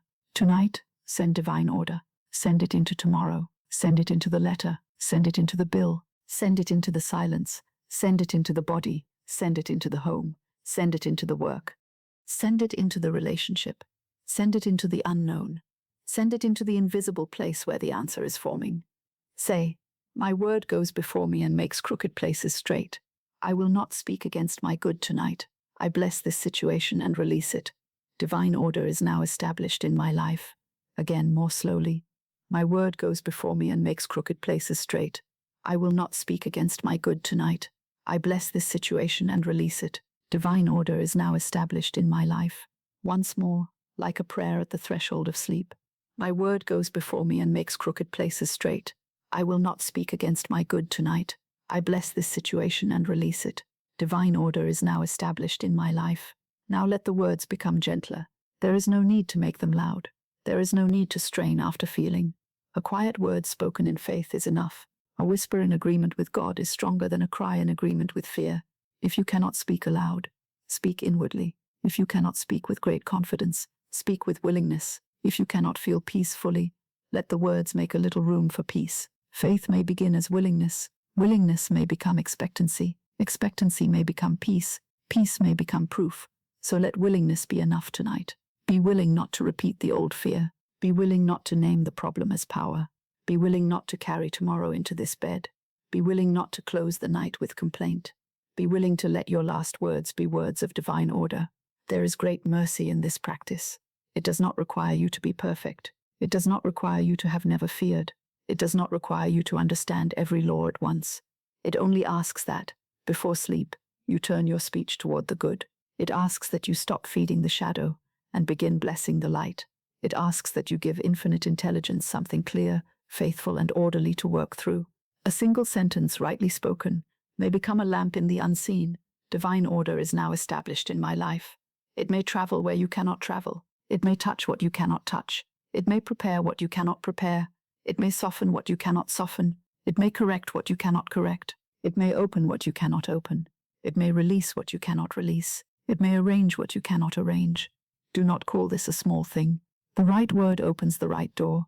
The wrong word keeps one standing before the wrong door, weeping. The right word turns the soul toward the appointed way. And tonight the appointed word is divine order. If your mind begins again with its old questions, do not be harsh with it. The mind that has worried long may need to be led gently, as one leads a tired child away from a window at night. It may say, but what about tomorrow? You answer, divine order is established tomorrow. It may say, but what about the money? You answer, divine supply is established now. It may say, but what about this person? You answer, divine love is established here. It may say, but what about the outcome? You answer, divine intelligence knows the outcome. Do not argue further. One true word is enough. Divine order is now established in my life. Let the sentence become the guardian of the threshold. Let no fearful word pass into sleep uncorrected. If a fear arises, bless it and replace it. If a memory troubles you, bless it and replace it. If a picture of failure appears, bless it and replace it. If the old story returns, bless it and replace it. Say, that is not my final word. My final word is divine order. That is not my law. My law is divine order. That is not my destiny. My destiny is divine order. That is not my truth. My truth is divine order. Divine order is now established in my life. The more simply you speak, the more deeply the word may enter. Do not crowd the night with many strained petitions. Let the central word be plain and steady. Divine order, divine order, divine order. It is like a bell in the invisible. It calls scattered thoughts back to the center. It calls fear back into silence. It calls the soul back into God. Divine order in my mind. Divine order in my heart. Divine order in my body. Divine order in my home. Divine order in my affairs. Divine order in my finances. Divine order in my relationships. Divine order in my work. Divine order in my path. Divine order in my sleep. Divine order in my waking. Divine order in all that concerns me. Now the night has been instructed, not with fear, not with confusion, not with lack, not with abandonment, not with sorrow as the final word, but with faith, with blessing, with release, with divine order. Let this be the last work of the day, not more solving, not more forcing, not more inner argument. The last work of the day is to speak the word that belongs to God, and then leave it there in the quiet, leave it there in the heart, leave it there in the unseen, leave it there in divine law, leave it there while you sleep. You do not need to watch over the word. The word knows its errand. You do not need to follow it anxiously into tomorrow. It has already gone before you. You do not need to explain to infinite intelligence how to use it. Infinite intelligence already knows. So rest. Rest from the old sentence. Rest from the old fear. Rest from the old naming of lack. Rest from the old rehearsal of disorder. A new word has been spoken. A new order has been established. A new seed has been planted before sleep. And the seed is this: divine order is now established in my life. Again gently. Divine order is now established in my life. Again with the breath. Divine order is now established in my life. My word goes before me and makes crooked places straight. I will not speak against my good tonight. I bless this situation and release it. Divine order is now established in my life. And now, let the word sink down. Let it sink deeper than thought. Let it sink deeper than worry. Let it sink deeper than memory. Let it sink deeper than fear. Let it sink into the quiet inner chamber where spirit receives it and works through it. You have spoken enough for this night. Speak now only blessing. Speak now only release. Speak now only faith. Speak now only divine order. The day is complete. The word has been given. The burden is no longer in your hands. The night is holy, and divine order is now established in your life. Now I would give you the great affirmation for this night, not as a hurried sentence, not as a phrase to be repeated carelessly while the mind remains loyal to fear, but as a key placed gently in your hand, a spiritual key, a word of order, a word of authority, a word that does not argue with appearances, yet does not bow before them. The affirmation is this: divine order is now established in my life. Let it come slowly. Divine order is now established in my life. Again, as though each word were being placed exactly where it belongs. Divine order is now established in my life. This sentence is not spoken to deny that there has been confusion. It is not spoken to pretend that the human heart has not been troubled. It is not spoken to cover pain with a thin garment of cheerfulness. No, a true affirmation is not a mask. A true affirmation is a command given from the higher law to the lower appearance. When I say divine order is now established in my life, I am not saying that the problem never appeared. I am saying the problem is not the final authority. I am not saying that the road has always seemed clear. I am saying that infinite intelligence knows the road. I am not saying that every door before me has opened. I am saying that the appointed door cannot remain closed when divine order has selected it. This is the difference between spiritual speech and human pretending. Human pretending says, "There is nothing here," while the heart trembles. Spiritual speech says, "God is here, and therefore this appearance must yield to divine law." Human pretending tries to escape the fact. Spiritual speech transforms the fact. Human pretending is frightened of the condition. Spiritual speech places the condition under divine government. So tonight, do not try to convince yourself that you have never been afraid. Do not try to convince yourself that the matter has never troubled you. Simply take the whole matter and place it beneath this sentence. Divine order is now established in my life. Let the sentence stand above the person. Let it stand above the money. Let it stand above the delay. Let it stand above the decision. Let it stand above the body. Let it stand above the home. Let it stand above the letter that has not come. Let it stand above the word that has not yet been spoken. Let it stand above the fear of tomorrow. Divine order is now established in my life. There is order behind what seems disorderly. There is a divine pattern behind the broken pieces. There is a perfect adjustment behind the thing that appears tangled. There is a right place for every person, a right time for every event, a right channel for supply, a right door for opportunity, a right word for conversation, a right silence for protection, a right release for freedom, and a right fulfillment for every good that belongs to you by divine right.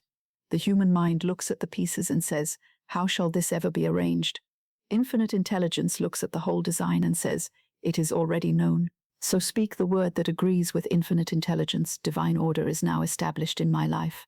Do not say it as a desperate wish. Say it as a spiritual fact. Do not say it as one begging the universe to begin.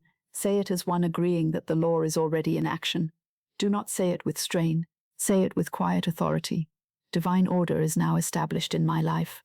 Now let us bring this word into the mind, for the mind is often the first place where disorder seems to begin. A mind full of fear sees fear everywhere. A mind full of resentment finds evidence for resentment. A mind full of lack interprets every delay as loss. A mind full of confusion cannot hear the still small voice of intuition. Therefore the mind must be blessed. The mind must be brought under divine order. Say, divine order is now established in my mind.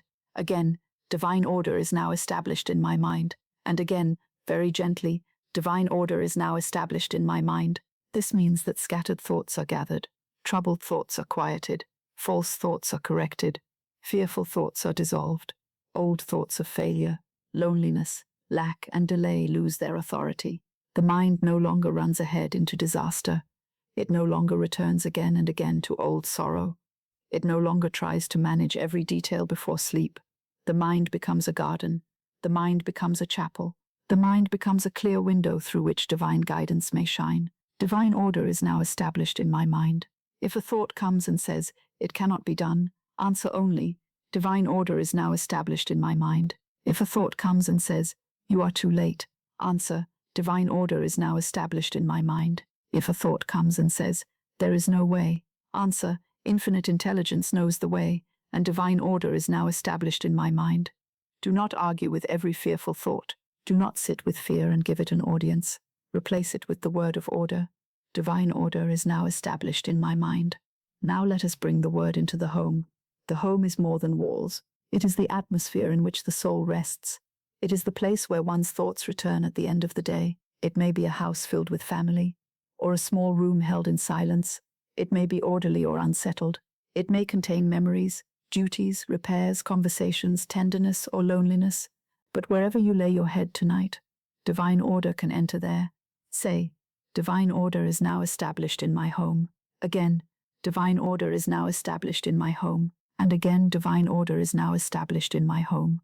Let every corner be blessed. Let every room be blessed. Let every memory be blessed. Let every person connected with the home be blessed. Let peace enter the doorway. Let harmony rest upon the walls. Let divine love remove every disturbance. Let all that does not belong be gently released, and all that does belong be beautifully established. If there has been unrest in the home, speak order. If there has been loneliness in the home, speak love. If there has been lack in the home, speak supply. If there has been tension in the home, speak peace. Divine order is now established in my home. No confusion can reign where divine order is welcomed. No old sorrow can hold authority where divine love is invited. No fear of tomorrow can fill the rooms when faith has been spoken at night. Your home, whether large or small, is under grace. Divine order is now established in my home. Now let us bring the word into the work. Every soul has a perfect self-expression. There is a divine use for every gift, every talent, every honest desire, every skill, every kind word, every creative impulse, every service that may bless another. Work is not merely effort for bread.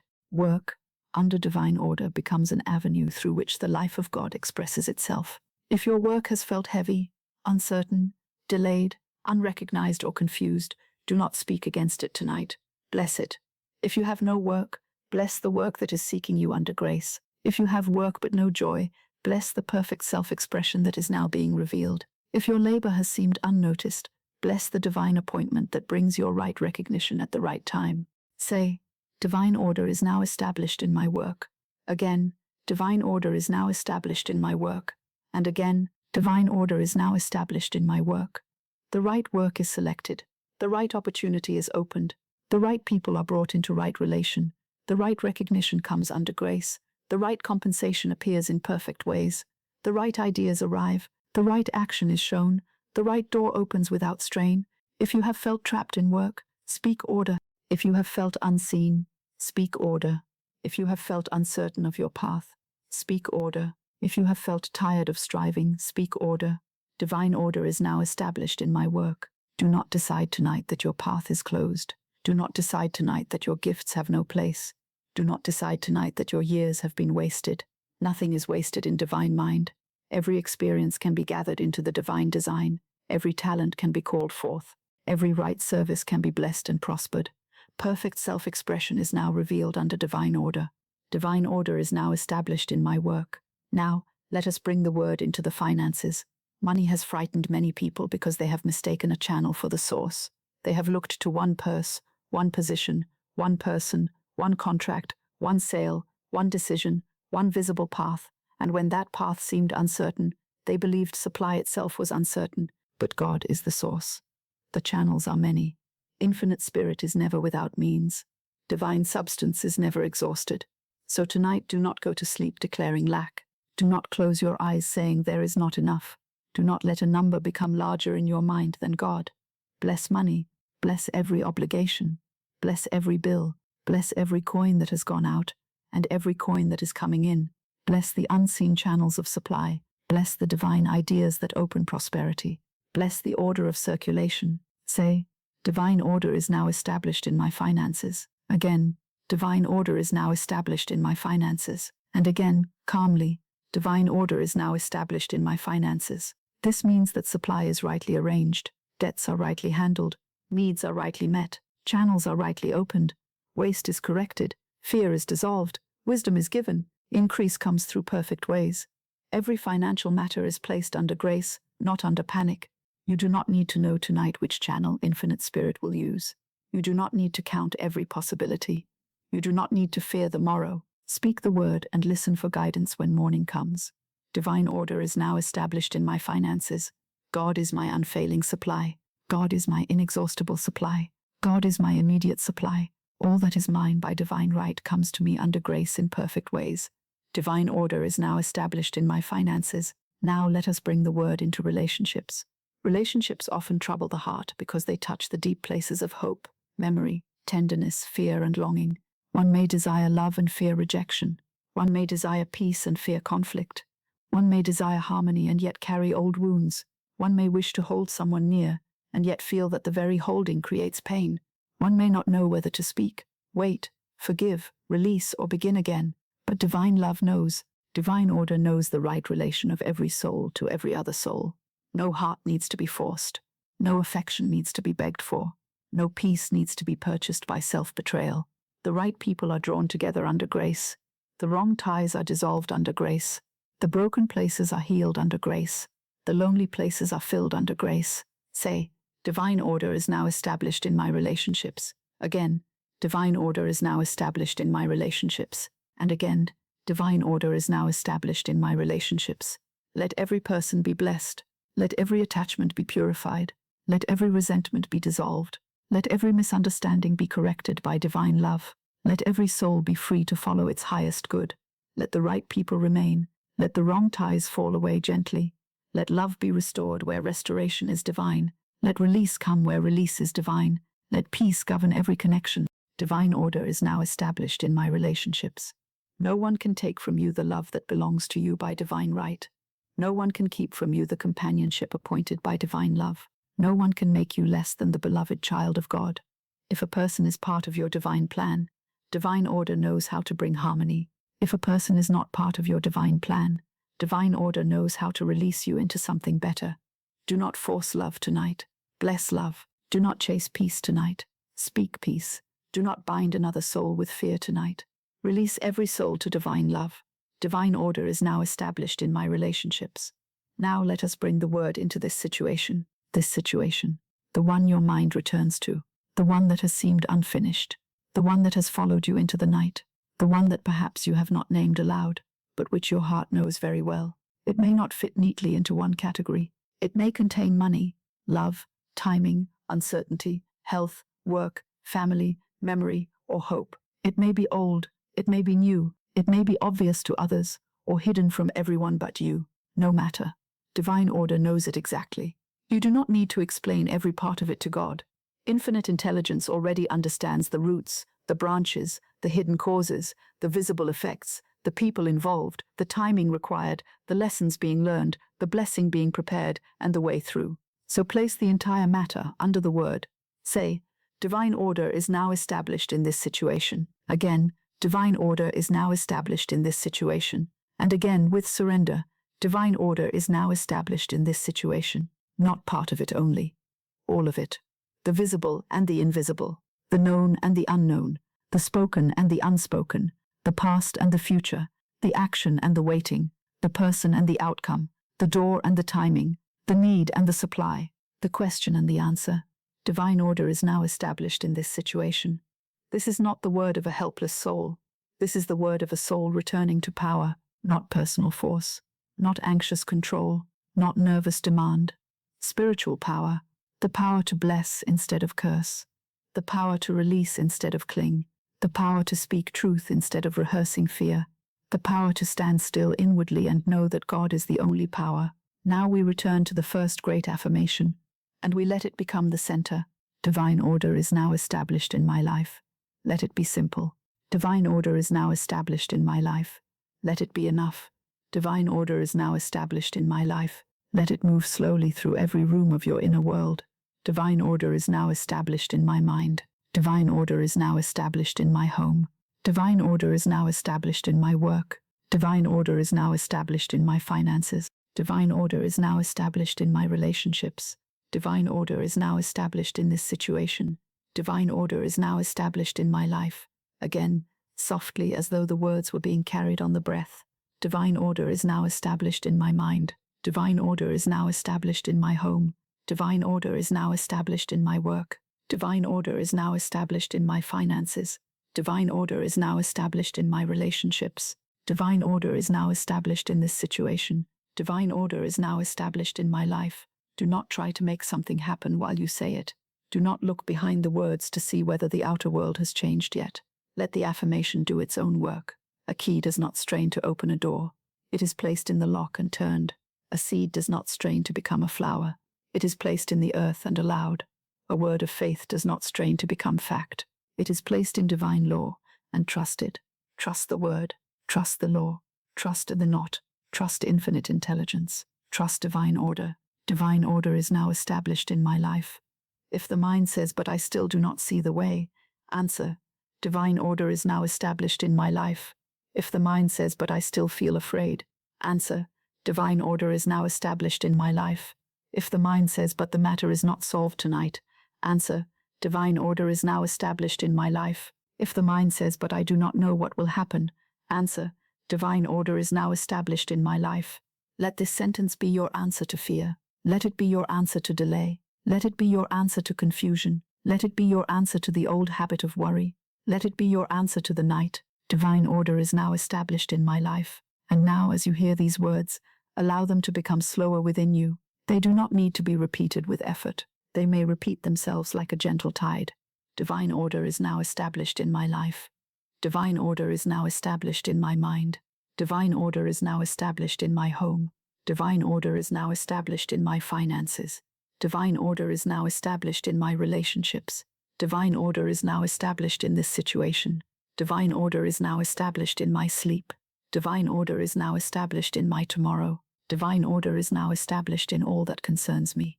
My word has been spoken. The key has been turned. The seed has been planted. The burden has been released. The way is being arranged. The right action will be shown. The right door will open. The right people will appear. The right supply will come. The right peace will remain. Divine order is now established in my life. This is your night prayer. This is your spiritual key. This is the word you may carry with you into sleep, not as a strain, not as an effort, not as a demand, but as a calm agreement with God. Divine order is now established in my life. Let it cover the mind. Let it cover the home. Let it cover the work. Let it cover the finances. Let it cover the relationships. Let it cover this situation. Let it cover the unknown. Let it cover the future. Let it cover the heart. Divine order is now established in my life. And because divine order is established, you may rest. Because divine order is established, you may release. Because divine order is established, you may stop forcing. Because divine order is established, you may stop fearing. Because divine order is established, you may sleep before the proof appears. The affirmation has been given. The word has gone forth. The invisible has received its instruction, and divine order is now established in your life. I once knew a woman who had stood too long before one door. It was not a wooden door, though she felt it as strongly as if it had been one. It was the door of an opportunity she desired with all her heart. She had thought of it in the morning. She had carried it through the day. She had placed her hope upon it at night. In her mind, that one door had become the doorway to freedom, supply, recognition, and peace. She said to herself, if this opens, I shall be safe. And because she believed that her safety depended upon that one door, she began to push. At first she pushed gently. She wrote a courteous letter. Then she waited. Then when no answer came, she wrote another. Then she asked a friend what they thought. Then she looked for signs in every little occurrence. A delayed post, a chance remark, a quiet morning, a restless dream. Each became something to interpret. Her mind was no longer resting in God. It was standing before the door with both hands pressed against it, saying, "Open for me, open for me, open for me." And the more she pushed, the more closed the door appeared. She did not understand that anxiety has a sound in the invisible. It is not the sound of faith. It is not the calm authority of one who knows that God is the source. It is the sound of a soul believing that one channel is everything, and whenever one channel is made everything, fear begins to govern. She came to me with her face tired from hoping in the wrong way. Hope itself is blessed, but frightened hope exhausts the heart. She told me of the opportunity. She told me how perfect it seemed. She told me how much depended upon it. She told me she had done all she knew to do, and still no answer had come. I listened quietly, for often the soul reveals its bondage in the very words it uses. She said, "If this does not happen, I do not know what I shall do." I said to her, "Then you have given too much power to one door." She was silent. I said, "God is not limited to that door. Infinite intelligence has more than one way. If this opportunity belongs to you by divine right, it cannot be withheld. If it does not belong to you, you would not be blessed by forcing it open." She looked at me as though she wished to believe it, but her fear still had hold of her. I told her, "You must stop pushing the door." She said, "But if I stop, nothing will happen." And I said, "You do not know that. You only know that your pushing has not brought peace. The right door opens under grace. The wrong door may remain closed as protection." At that her eyes filled with tears, for the human heart often weeps when it is first invited to release what it has been trying to possess through fear. Release feels like loss to the frightened mind, but to the soul, release is often the beginning of divine order. I gave her a word to speak before sleep. I did not give her many instructions. I did not ask her to struggle with her thoughts. I did not tell her to devise another plan or write another letter in the same anxious spirit. I gave her a sentence, simple enough to be carried into the night. I said, "Tonight, before you sleep, say only this: Divine order is now established in my life." She repeated it after me, but at first there was strain in her voice. "Divine order is now established in my life." I said, "No, not as a cry against the closed door. Say it as one who has found another power." She breathed and tried again. "Divine order is now established in my life." I said, "Now place the opportunity in those words. Do not hold it apart from God. Place it under divine order." So she said, "Divine order is now established in this opportunity." Then I said, "Now place the door in those words." And she said, "Divine order is now established at this door." Then I said, "Now place your fear there." And she whispered, "Divine order is now established in my fear." Then I said, "Now place yourself there." And after a long quietness, she said, "Divine order is now established in my life." That night she did something she had not done for many nights. She did not compose another letter in her mind. She did not rehearse what she would say if the answer came. She did not imagine what she would do if the answer never came. She did not search the darkness for signs. She simply lay down, placed the whole matter in the keeping of infinite spirit, and repeated the sentence slowly, as one might place a candle before a window. "Divine order is now established in my life. Divine order is now established in my life. Divine order is now established in my life." At first the old fear came back and said, "But what if this door never opens?" She answered, "What belongs to me by divine right cannot be withheld." Then fear said, "But what if I have lost my chance?" She answered, "Delay is not denial when divine order is at work." Then fear said, "But what if someone else receives what should have been mine?" She answered, "No one can take from me what God has appointed for me." Then fear said, "But what if this silence means rejection?" She answered, "The closed door may be protection, not punishment." And slowly, the mind became still. This is how the word works at night. It does not always silence fear in one stroke. Sometimes fear rises, and the word answers it. Fear rises again, and the word answers it again. Fear brings an old picture, and the word replaces it. Fear brings an old argument, and the word refuses to continue it. Little by little the soul changes its allegiance. It stops agreeing with the closed door, and begins agreeing with divine order. She fell asleep, not because the door had opened, but because she had stopped worshipping it. That is a great distinction. Many people cannot sleep because they are worshipping the thing they fear losing. They worship the answer. They worship the person.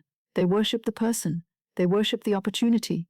They worship the letter, the money, the position, the approval, the outcome. They say without words, "This must save me." And when it does not immediately appear, they feel abandoned. But nothing outside of God can save you. The channel may bless you, but it is not your source. The person may love you, but they are not your source. The opportunity may serve you, but it is not your source. The money may meet a need, but it is not your source. God is the source. Infinite Spirit is the source. Divine order is the arranging power. And when one remembers this, the heart ceases to tremble before one closed door.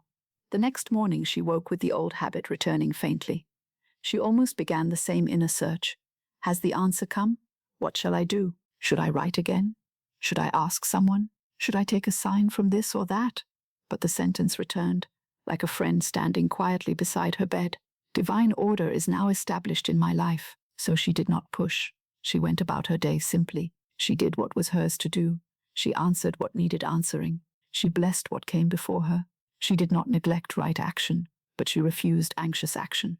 Whenever the mind returned to the door, she said, "The door that is mine by divine right opens without strain." By the next day, a small piece of news reached her through an unexpected channel. She learned that the opportunity she had desired, the one she had nearly exhausted herself trying to secure, had difficulties hidden within it.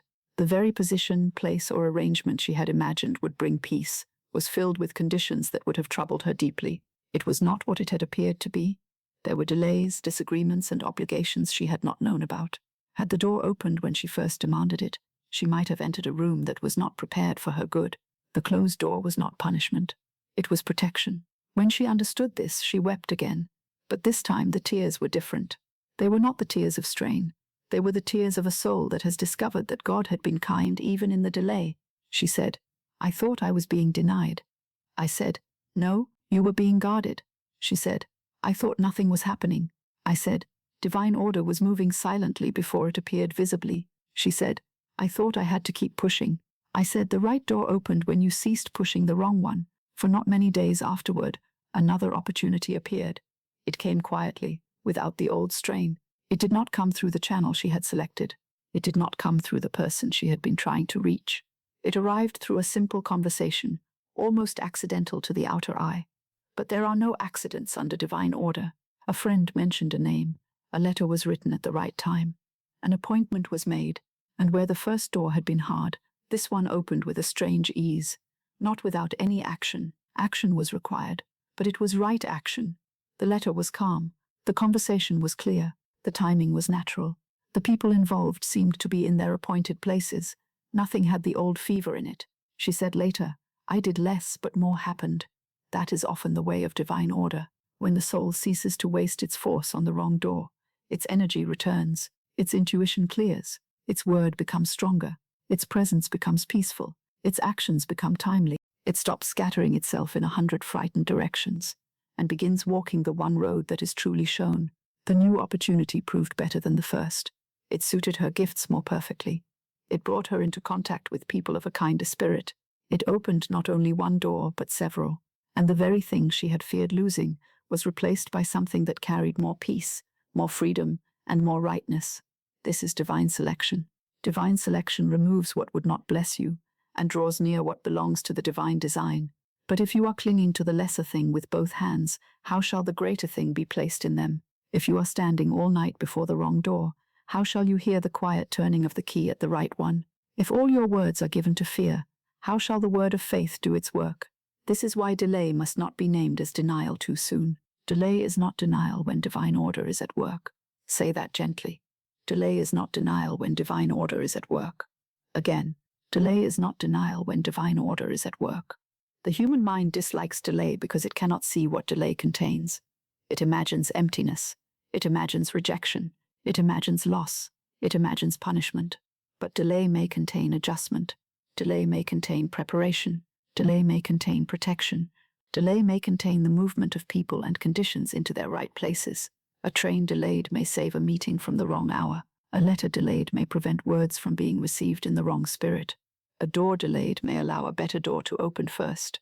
A payment delayed may reveal another channel of supply. A relationship delayed may save the heart from confusion. A decision delayed may allow intuition to ripen into certainty.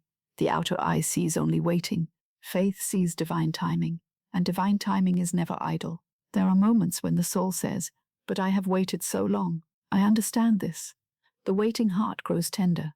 It grows tired of being told to trust. It wants proof. It wants an answer it can touch. It wants the visible sign. But the waiting itself can become holy when it is filled with the right word.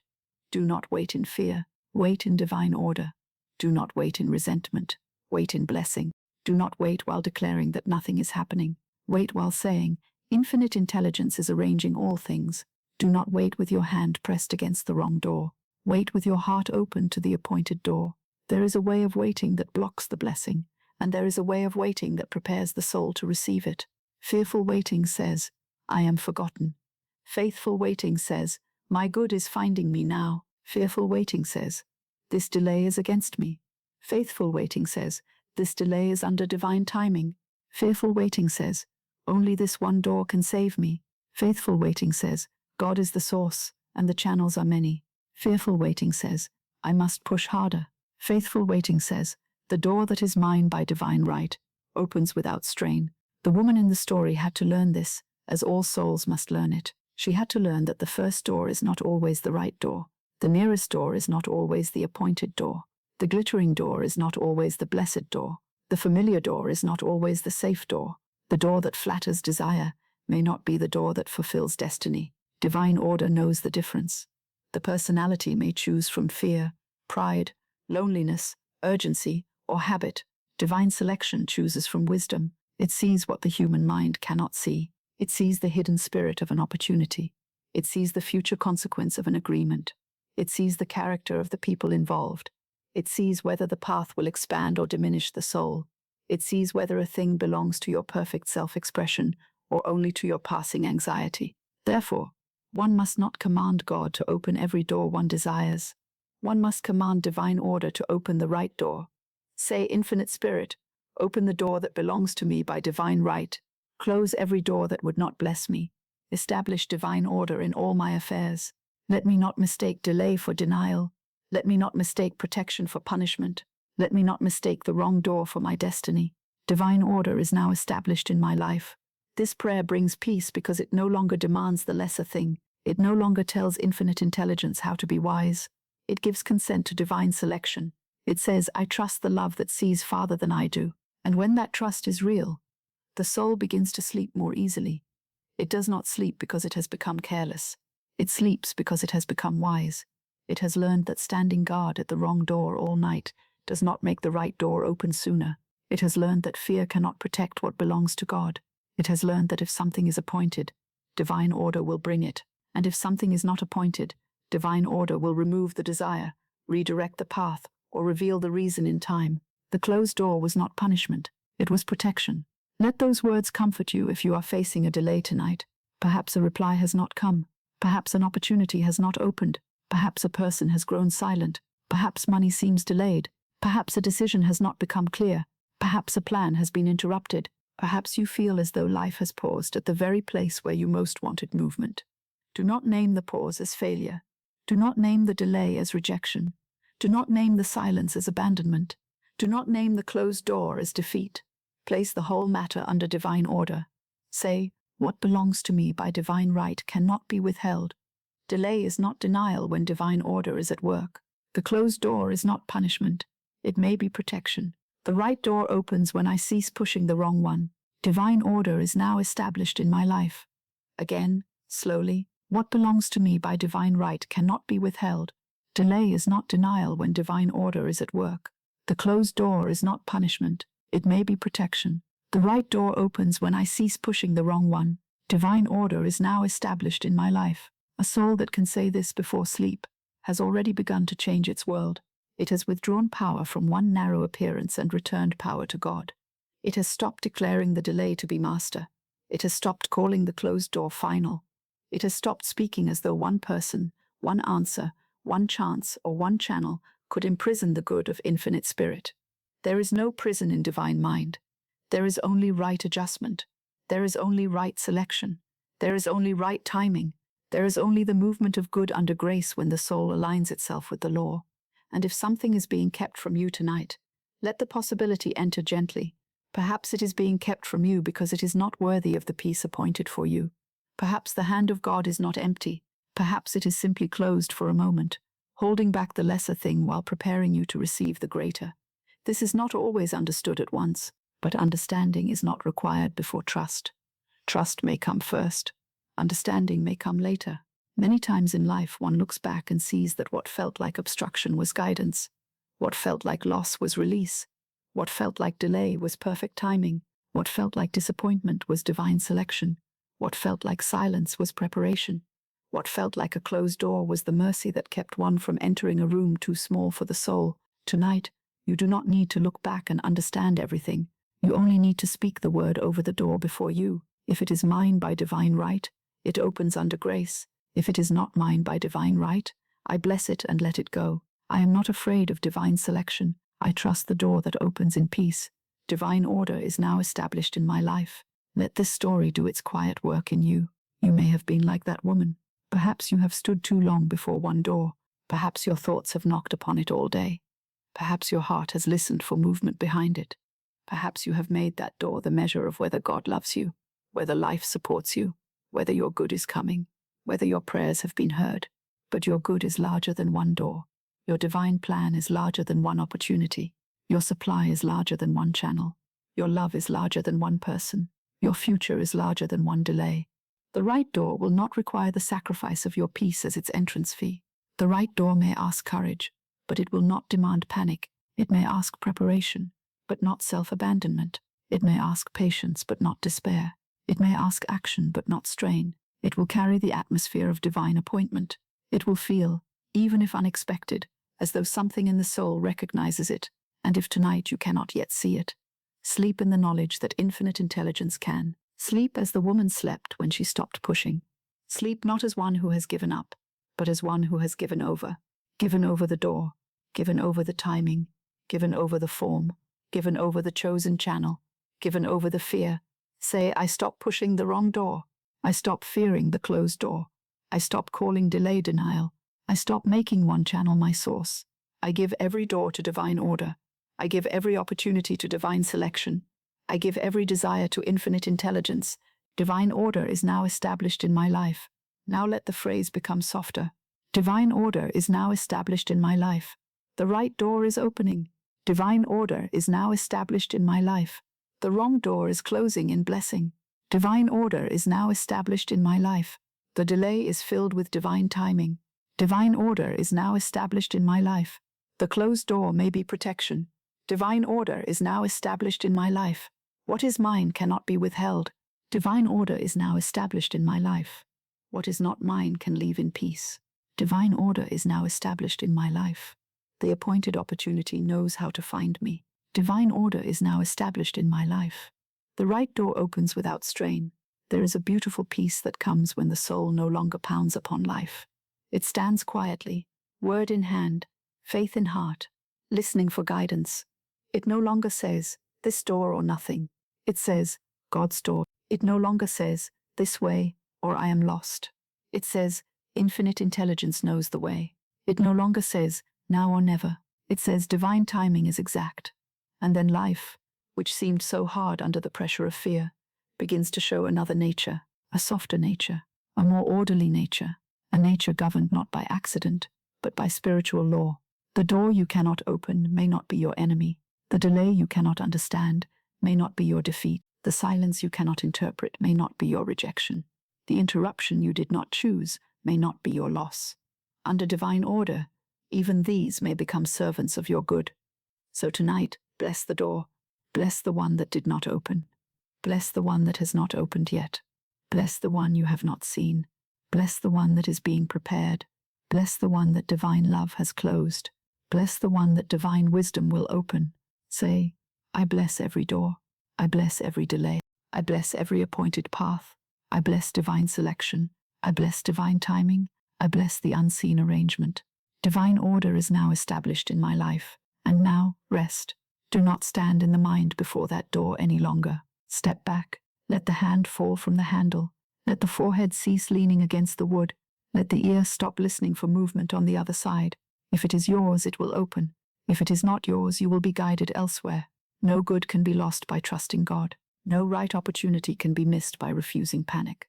No divine appointment can be destroyed by one night of sleep. No blessing can pass you by when your word agrees with divine order. The woman stopped pushing the door, and the right door opened. Not by accident, not by chance, but by divine law, and the same law is working in your life tonight. Quietly, faithfully, perfectly. Divine order is now established in your life. The right door is being prepared. The wrong door is being blessed and released. The delay is being filled with purpose. The unseen is being arranged, and what belongs to you by divine right cannot be withheld. There is a beautiful law which the anxious heart forgets. What is yours by divine right cannot miss you. It cannot be lost in another person's hands. It cannot be delayed beyond divine timing. It cannot be stolen by circumstance. It cannot be ruined by the silence of another. It cannot be destroyed by one closed door, one mistaken step, one disappointment, one season of waiting, or one night of uncertainty. What is yours by divine right is held in the mind of God before it appears in the world of form, and what is held in the mind of God is safe. The human mind is often afraid because it believes that good is fragile. It believes that love can be lost by one wrong word, that supply can vanish through one visible channel, that an opportunity can disappear forever if it is not seized with nervous hands. It believes that life is a little table with only a few crumbs upon it, and that everyone must grasp quickly or be left with nothing. But this is not spiritual truth. In the kingdom of infinite spirit, there is divine selection. There is a perfect choosing, a perfect arranging, a perfect placing of the right people, the right opportunities, the right homes, the right work, the right companions, the right supply, the right ideas, the right words, and the right timing. Divine selection knows what belongs to your soul's path and what does not. It knows what will bless you and what will bind you. It knows what will expand your life and what will diminish it. It knows what seems pleasant but would trouble your peace. It knows what seems delayed but is quietly ripening for your good. And so one must learn to say, "What is mine by divine right cannot be lost." Say it slowly. What is mine by divine right cannot be lost. Again with relief. What is mine by divine right cannot be lost. This sentence is a lamp in a dark room. It saves the soul from chasing shadows. It saves the heart from clinging to what divine love may be releasing. It saves the mind from making idols of people, places, positions, and appearances. It restores the truth that God is the source, and all outer forms are only channels. If a person is yours by divine right, they cannot be kept from right relation. If a home is yours by divine right, it cannot be withheld from your path. If a work is yours by divine right, the door will open under grace. If money is yours by divine right, the channel will appear in perfect time. If healing, peace, companionship, purpose, or opportunity belongs to the divine design of your life, it is not dependent upon your fear to bring it forth. Fear is not the magnet of divine good. Faith is, the spoken word is, non-resistance is, expectancy is, right action is, divine order is. When you are afraid of losing what belongs to you, you begin to act as though God were absent. You may press too hard. You may speak too much. You may beg for affection. You may accept less than peace. You may remain before a door that has no blessing behind it. You may spend the strength of your soul trying to hold a thing that divine selection is removing for your protection. But tonight, you may rest from all that. Tonight you may let divine selection do its holy work. Say, "I bless what goes. I welcome what comes by divine order." Again, "I bless what goes. I welcome what comes by divine order." This is a mighty statement. It does not mean that the heart never feels tenderness when something leaves. It does not mean that the human self never grieves a change, a silence, a distance, or a door closing. But it means the soul refuses to call departure defeat. It refuses to call divine selection cruelty. It refuses to believe that what leaves under grace can rob it of its appointed good. What is not mine by divine right cannot remain. Let that be spoken gently. What is not mine by divine right cannot remain. Again, what is not mine by divine right cannot remain. If something is not in harmony with your divine plan, it cannot bless you by staying. It may remain for a time by force, by fear, by habit, by attachment, by pride, or by old expectation, but it cannot remain in peace. It cannot remain in true order. It cannot remain as the fulfillment of your soul. The soul knows when a thing is being kept by strain and not by grace. There are relationships held together by fear that divine love would transform or release. There are positions held by anxiety that divine order would replace with perfect self-expression. There are opportunities pursued by pride that infinite intelligence would exchange for a truer path. There are homes, habits, agreements, conversations, and desires that have served their hour and must now be blessed and released. This is not loss, it is room being made. Divine selection is not merely the taking away of what is wrong. It is the bringing in of what is right. The right people, the right places, and the right opportunities are now drawn to me.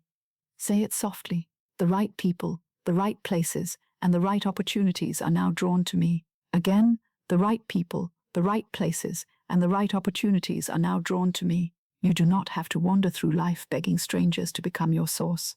You do not have to force one person to love you rightly. You do not have to force one employer, one customer, one family member, one friend, one door, one path, or one plan to carry all the good of God. Infinite Spirit has innumerable channels, and divine selection knows which channels are appointed. Let us speak now of love. Many people lose sleep over love because they are afraid that if one person goes, love itself has gone. They believe that if one heart turns away, divine love has failed them. They believe that if someone does not answer, does not choose, does not understand, or does not remain, their whole destiny has been broken. But no person is the whole of divine love. A person may be a channel of love, and a blessed channel, but God is the source of love. If that person belongs in your life by divine right, divine order will establish the right relation under grace. If that person does not belong, divine love will not leave you desolate. It will free you from false attachment and bring your heart into higher harmony. Do not beg love to stay where divine order has not placed it. Do not chase affection as though you were unworthy of being chosen. Do not hold another soul in fear. Say, what is mine by divine right cannot be lost. What is not mine by divine right cannot remain. I bless every soul and release them to divine love. The right relationships are now established in my life. Divine order is now established in my relationships. If love is yours, it will come in peace. It will not require the loss of your dignity. It will not make you plead for your place. It will not keep you awake in endless unrest. Divine love may ask patience. It may ask forgiveness. It may ask courage. It may ask honesty. But it will not ask you to abandon the presence of God within yourself. So tonight, if a person is on your mind, bless them. Bless them without grasping. Bless them without accusing. Bless them without demanding. Bless them without deciding the whole future from this 1 hour. Say, I bless you and release you to your highest good. I bless myself and return to peace. Divine love knows the right relation. Divine order is now established in my relationships. Now let us speak of work. There are people who fear that one position, one door, one decision, or one approval is the whole of their destiny. They say, if this work does not accept me, I am lost.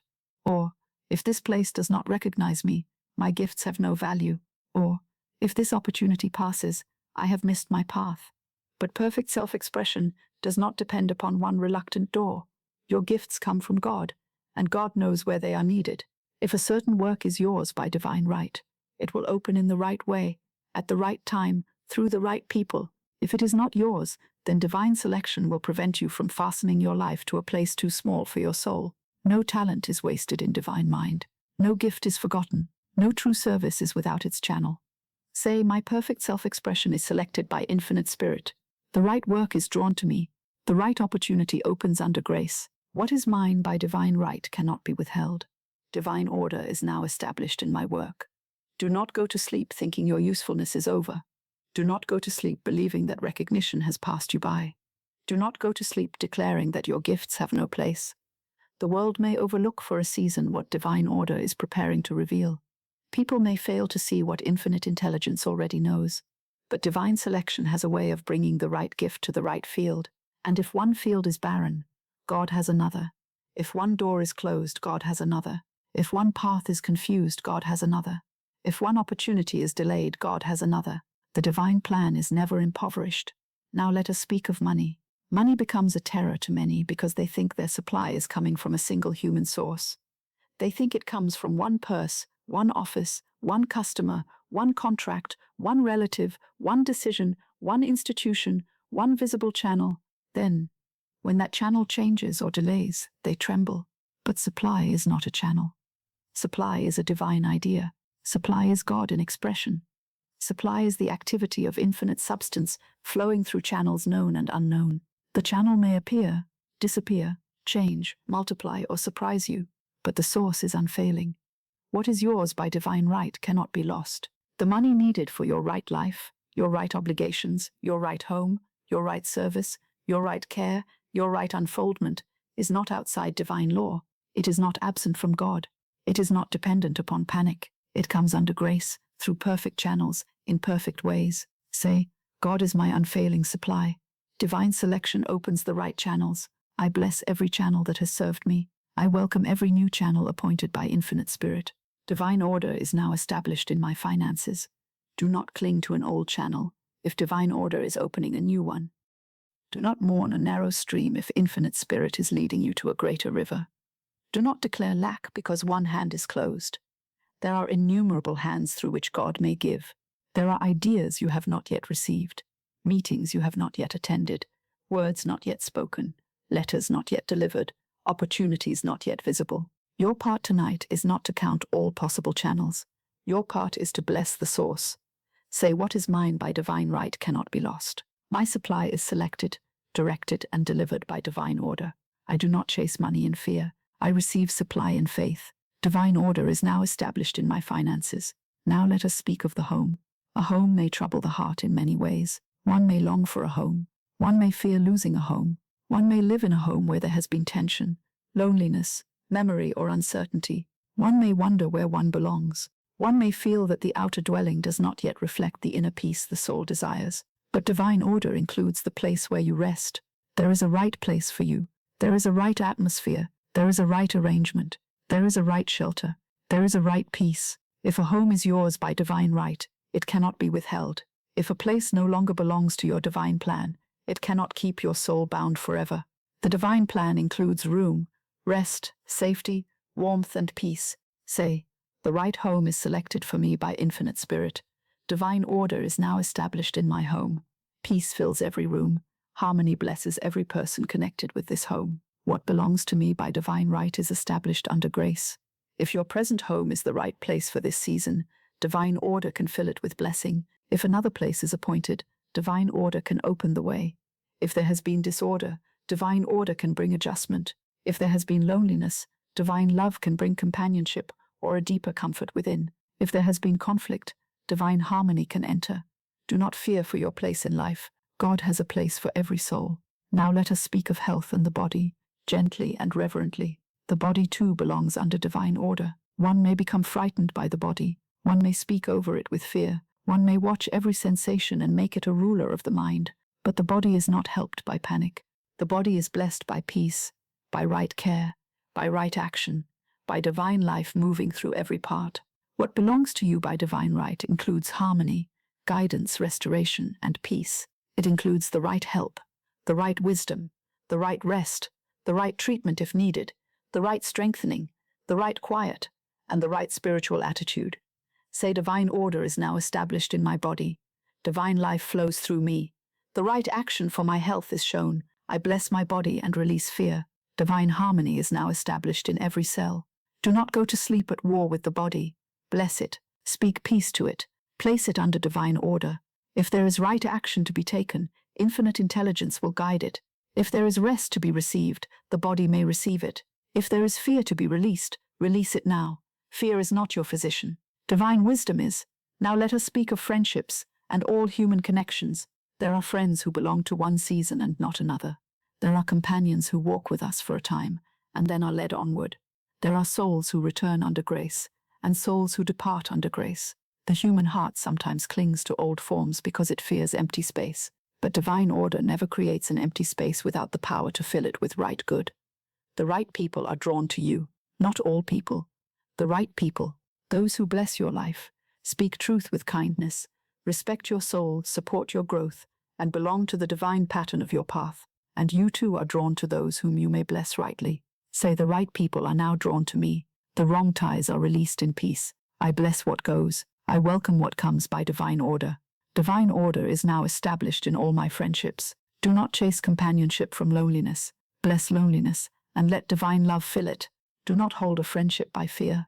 Bless it and let it stand in truth. Do not grieve as though every change were abandonment. Some changes are divine selection, making room for a more harmonious circle. There are right people, there are right places, there are right opportunities, and they are drawn by divine order, not by desperation. Now let us speak of decisions. The anxious mind says, choose quickly, or all will be lost. But divine wisdom does not speak in panic. If a decision is yours to make, the right guidance will be given. If the time is not yet ripe, peace may come through waiting. If one path is wrong, divine order may close it. If one path is right, divine order may make it plain. You are not abandoned in the hour of choosing. Say the right decision is selected by infinite intelligence. I am guided by peace, not driven by fear. The right path opens under grace. What is mine by divine right cannot be lost through one night of rest. Divine order is now established in my decisions. This is very important. Many lie awake because they fear that by resting they will miss their destiny. But destiny under God is not so fragile. Divine appointments are not lost because one sleeps in faith. The thing appointed for you has a law behind it. It has order behind it. It has timing behind it. It has God behind it. You do not need to chase your destiny through the night. You need to agree with divine order. Now let these truths gather into one gentle stream. What is mine by divine right cannot be lost. What is not mine by divine right cannot remain. I bless what goes. I welcome what comes by divine order. The right people, the right places, and the right opportunities are now drawn to me. Again, slowly. What is mine by divine right cannot be lost. What is not mine by divine right cannot remain. I bless what goes. I welcome what comes by divine order. The right people, the right places, and the right opportunities are now drawn to me. These words may feel tender because they ask the heart to open its hand. But an open hand is not an empty hand for long when it is open toward God. The closed hand may hold the lesser thing in fear. The open hand may receive the appointed thing in grace. Perhaps you are afraid that if you release something, nothing will come. That is not faith. Faith says, if this is mine, it returns or remains in the right way. If it is not mine, its going makes room for my greater good. Faith does not cling to the form and lose the blessing. Faith blesses the form and trusts the blessing to take its right shape. Say, I do not lose my good by trusting God. I do not lose my love by releasing fear. I do not lose my supply by blessing the channel. I do not lose my opportunity by refusing panic. I do not lose my destiny by sleeping in divine order. What is mine by divine right cannot be lost. There is a profound rest in that sentence. It means you do not have to guard your good all night. You do not have to hold your future together with anxious thought. You do not have to keep another person in your life by fear. You do not have to force money through one channel. You do not have to press one door until your spirit is bruised. You do not have to fear that God's plan can be defeated by the outer appearance. What is yours is safe in divine mind, and what is not yours may go in peace. Let it go in peace, not with bitterness, not with despair, not with the thought, I have lost, but with the blessing, I bless what goes. I welcome what comes by divine order. If a person goes, bless them. If a plan changes, bless it. If a door closes, bless it. If a channel shifts, bless it. If an old identity falls away, bless it. If a desire changes, bless it. If silence comes, bless it. If waiting comes, bless it. Say divine selection is at work. Divine order is at work. Divine love is at work. Infinite intelligence is at work. I am not losing my destiny. I am being guided into it. Sometimes a soul cannot receive its good because it is still grieving the form in which it expected the good to arrive. It says it must come through this person. But divine order says, through the right person. It says it must come through this work. But divine order says, through the right work. It says it must come by this date. But divine order says, in the right time. It says it must look this way. But divine order says, in the perfect way.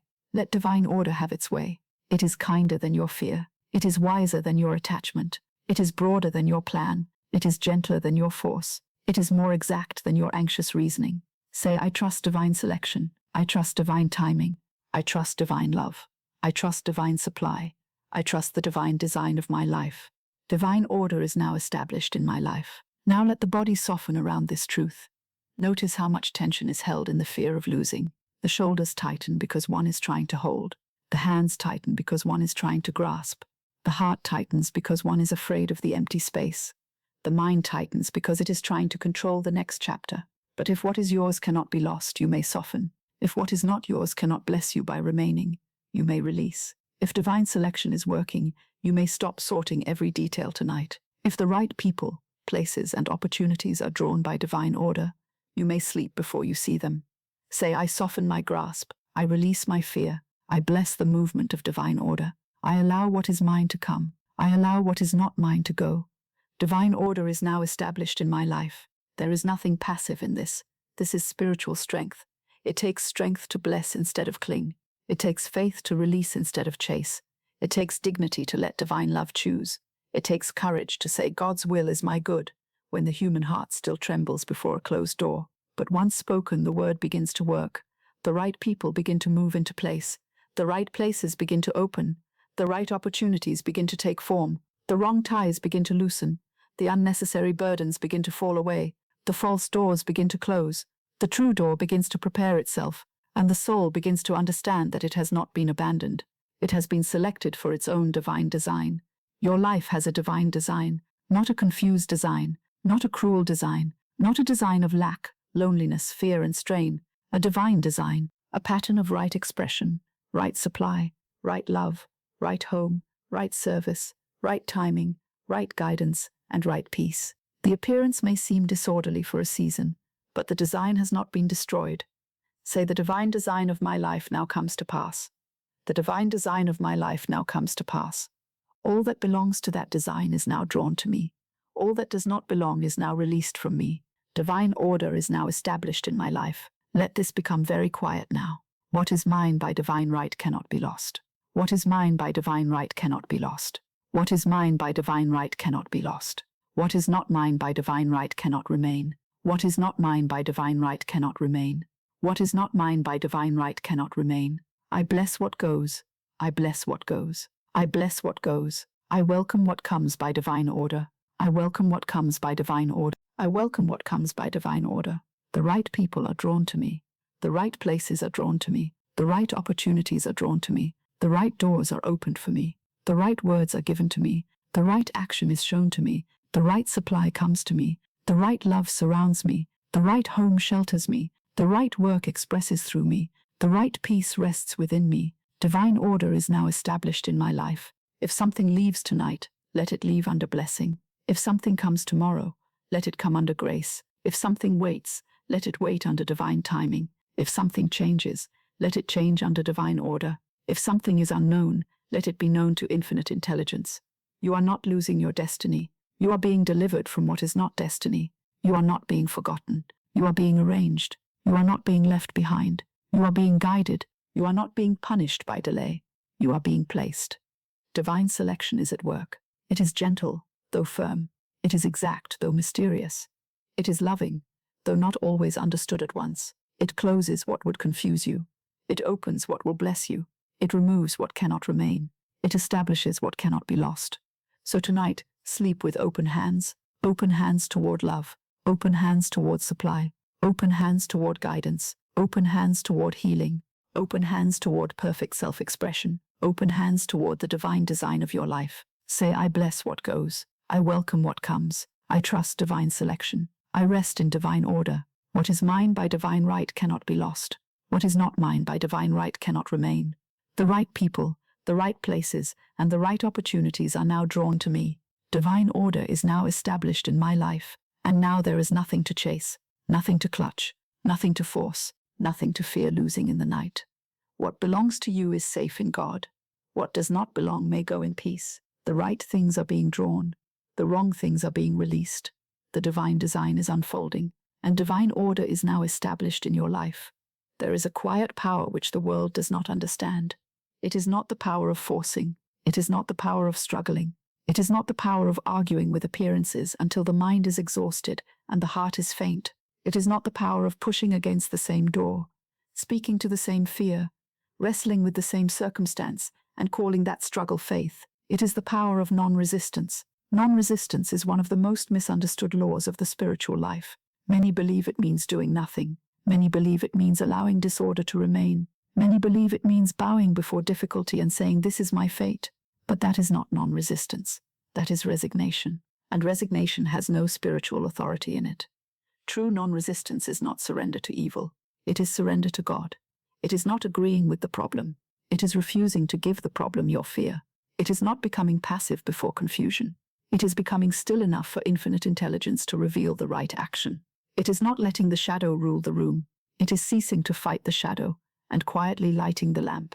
When a room is dark, one does not beat the darkness with the hands. One does not plead with the darkness to depart. One does not write letters to the darkness, accuse the darkness, study the darkness, resent the darkness, and ask why the darkness has come. One turns on the light, and when the light appears, the darkness is gone. So it is with many of the troubles of life. They seem powerful because the human mind gives them attention, dread, repetition, resistance, and speech. It names them as power. It speaks of them as final. It fears them as master. It rehearses them before sleep, and awakens to rehearse them again. In this way, the appearance is fed. Resistance often feeds the very thing it tries to destroy. If you fear a delay and speak of it constantly, you give the delay more place in consciousness. If you fear lack and rehearse it, you clothe lack with authority. If you fear a person's silence and dwell upon it, you make the silence louder within yourself than the voice of God. If you fear a closed door and stand before it all night in thought, you may not hear the right door opening quietly elsewhere. This is why I say to you tonight, I resist nothing. I bless everything. I trust divine order. Let the words come slowly. I resist nothing. I bless everything. I trust divine order. Again, as though a heavy weight were loosening. I resist nothing. I bless everything. I trust divine order. To resist nothing does not mean to approve of everything. It means you cease giving fear to the appearance. You cease making the circumstance a god. You cease arguing with what is seen and begin affirming what is true. You no longer fight the shadow. You light the lamp. To bless everything does not mean to call confusion desirable. It means to place every circumstance under the law of good. It means to speak over the difficulty. You are now under divine order. You must yield to the perfect plan of God. It means to remove the sting of fear and replace it with spiritual authority. To trust divine order means to know that infinite intelligence is present even where the mind cannot trace its movement. Say it again. I resist nothing. I bless everything. I trust divine order. There is a moment in every difficulty when the soul must decide which law it will serve. It may serve the law of appearances, repeating what the senses report, or it may serve the law of spirit, speaking what infinite intelligence knows. The appearance may say, there is delay. Spirit says, divine timing is exact. The appearance may say, there is lack. Spirit says, God is unfailing supply. The appearance may say, there is confusion. Spirit says, divine order is now established. The appearance may say, there is no way. Spirit says, infinite intelligence knows the way. Non-resistance chooses spirit. It does not deny that the appearance exists. It denies the appearance the right to rule. This is a great distinction. If a person is facing a bill, non-resistance does not mean ignoring the bill. It means blessing the bill, blessing the obligation, blessing the channel of supply, and refusing to speak panic over the matter. It means taking right action when guided, but not acting from terror. It means saying, this financial matter is now under divine order. God is my supply. The right adjustment is made under grace. If a person is facing conflict, non-resistance does not mean permitting cruelty to command the soul. It means refusing to answer fear with fear. It means ceasing the inner war long enough to hear the right word, the right silence, the right boundary, the right release, or the right reconciliation. It means saying, divine love governs this relationship. The right action is revealed. I do not resist with hatred. I bless and I am guided. If a person is facing uncertainty, non-resistance does not mean drifting without wisdom. It means not forcing a decision before guidance has ripened. It means not making panic the counselor. It means saying, infinite intelligence knows the way. I am still, and the right action is revealed. There is a stillness that is very active. The outer world may not see it, but the inner world is being rearranged. Old fear is being dismissed. Old words are being corrected. Old reactions are being softened. The soul is no longer throwing itself against the condition. It is standing in the presence of God and allowing the right movement to emerge. I am still, and the right action is revealed. Let that sentence enter gently. I am still, and the right action is revealed. Again, I am still, and the right action is revealed. When the waters of a lake are stirred, they do not reflect the sky clearly. The sky has not disappeared. It is simply distorted by motion. When the mind is stirred by fear, guidance may be present, but it is not clearly reflected. The answer may be near, but the surface is troubled. The right action may already be forming, but anxiety keeps asking the wrong questions. Be still, not because nothing matters, but because it matters enough to be placed under divine guidance. Be still, not because you are helpless, but because infinite intelligence is helpful. Be still, not because the answer is absent, but because the answer is best received in peace. This situation has no power to disturb the plan of God. Say that now. This situation has no power to disturb the plan of God. Again, with calm authority. This situation has no power to disturb the plan of God. You may apply this to whatever has followed you into the night. The letter that has not come has no power to disturb the plan of God. The door that has not opened has no power to disturb the plan of God. The money that seems delayed has no power to disturb the plan of God. The person whose heart you cannot govern has no power to disturb the plan of God. The fear that rises in the dark has no power to disturb the plan of God. The plan of God is not fragile. It is not overthrown by delay. It is not ruined by one human mistake. It is not defeated by another person's mood. It is not destroyed by a closed door. It is not confused by appearances. It remains. And when you align yourself with it, you begin to feel peace before you see proof. Peace is my proof that divine order is moving. Let this be a deep comfort to you. Peace is my proof that divine order is moving. Again, peace is my proof that divine order is moving. Many ask for signs in the outer world, and sometimes signs do come. But the first sign is often peace. Before the letter arrives, peace. Before the door opens, peace. Before the money appears, peace. Before the conversation is healed, peace. Before the decision is made, peace. Before the body feels strong, peace. Before the road is visible, peace. Peace is not the end of the miracle. Peace is often the beginning. Peace tells you that fear has lost its throne. Peace tells you that you have stopped feeding the appearance. Peace tells you that your word has shifted from disorder to divine order. Peace tells you that the inner storm has begun to obey the higher law. Peace tells you that infinite intelligence has room to work. Do not despise peace because it seems smaller than the answer you wanted. Peace is a mighty thing. It is the atmosphere in which right action is born. It is the still room in which intuition speaks. It is the sign that the soul has remembered God. There are people who would rather keep the problem than release the resistance, because resistance gives the personality something to do. It can complain, it can worry, it can argue, it can imagine, it can accuse, it can repeat the story, it can feel important because it is struggling.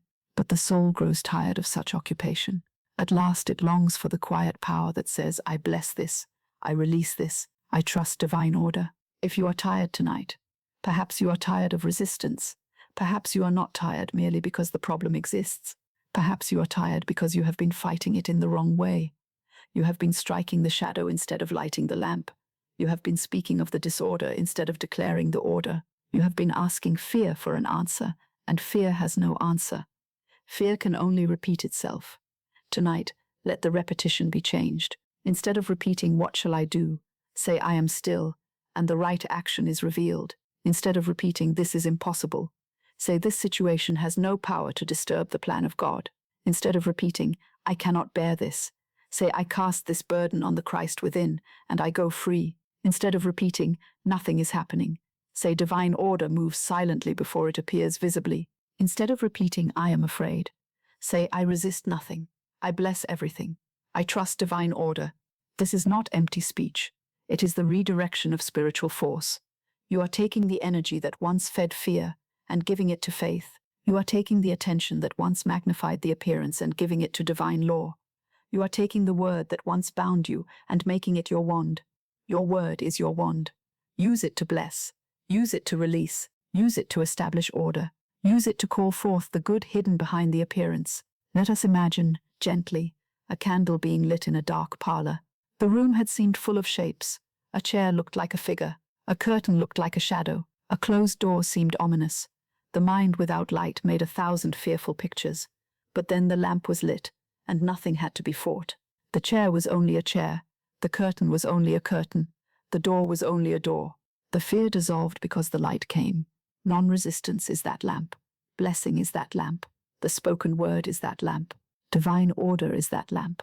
When you speak divine order over a condition, you are not wrestling the condition. You are illuminating it. You are saying, let the truth of God be seen here. Let the false appearance be corrected here. Let the right adjustment take place here. Let the shadows lose their borrowed power. Say, divine order is now established in this situation. Divine order is now established in this situation. Divine order is now established in this situation. Do not say it with strain. A lamp does not strain to shine. It simply shines. Let your word shine. Let it be steady, quiet, and sufficient. Divine order is now established in this situation. Now, if the mind asks, "But what shall I do?" answer, "I am still," and the right action is revealed. If the mind asks, "But why has this happened?" answer, "Infinite intelligence knows, and divine order is at work." If the mind asks, "But what if I lose what I love?" answer, "What is mine by divine right cannot be lost." If the mind asks, "But what if this never changes?" answer, "This situation has no power to disturb the plan of God." Then return to peace. Do not spend the night conducting a trial in your mind. Do not call witnesses of fear. Do not argue the case for disaster. Do not give your imagination to outcomes you would not wish to meet.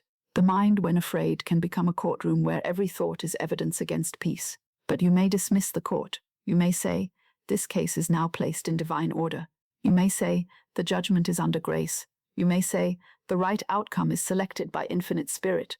You may say, "I resist nothing. I bless everything. I trust divine order." And then you may sleep. There is no need to watch the problem all night. Watching it in fear does not heal it. Holding it tightly in thought does not bless it. Rehearsing every possible difficulty does not prepare you for guidance. It only exhausts the inner ear, so that when intuition speaks, you are too tired to hear it. Intuition comes most clearly to the mind that has ceased resisting. It may come tomorrow as a quiet idea. It may come as a simple word to speak. It may come as a clear sense to wait. It may come as a gentle firmness to say no. It may come as a sudden knowing to say yes. It may come through something you hear, something you remember, something placed in your path by divine appointment. But it rarely comes through panic. Panic is too loud.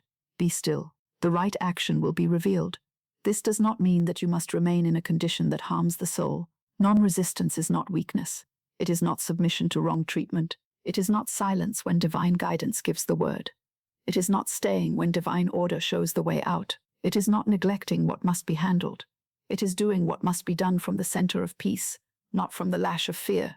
If you must speak, speak under grace. If you must leave, leave under grace. If you must wait, wait under grace. If you must act, act under grace. If you must release, release under grace. If you must begin again, begin under grace. Non-resistance makes right action possible because it removes the fog of fear. When the mind is no longer fighting, it can see. When the heart is no longer clinging, it can receive. When the tongue is no longer speaking against the good, it can speak the word that opens the way. When the body is no longer tightened against life, it can rest in the presence of God. Let your whole body learn non-resistance now. Let the forehead stop resisting.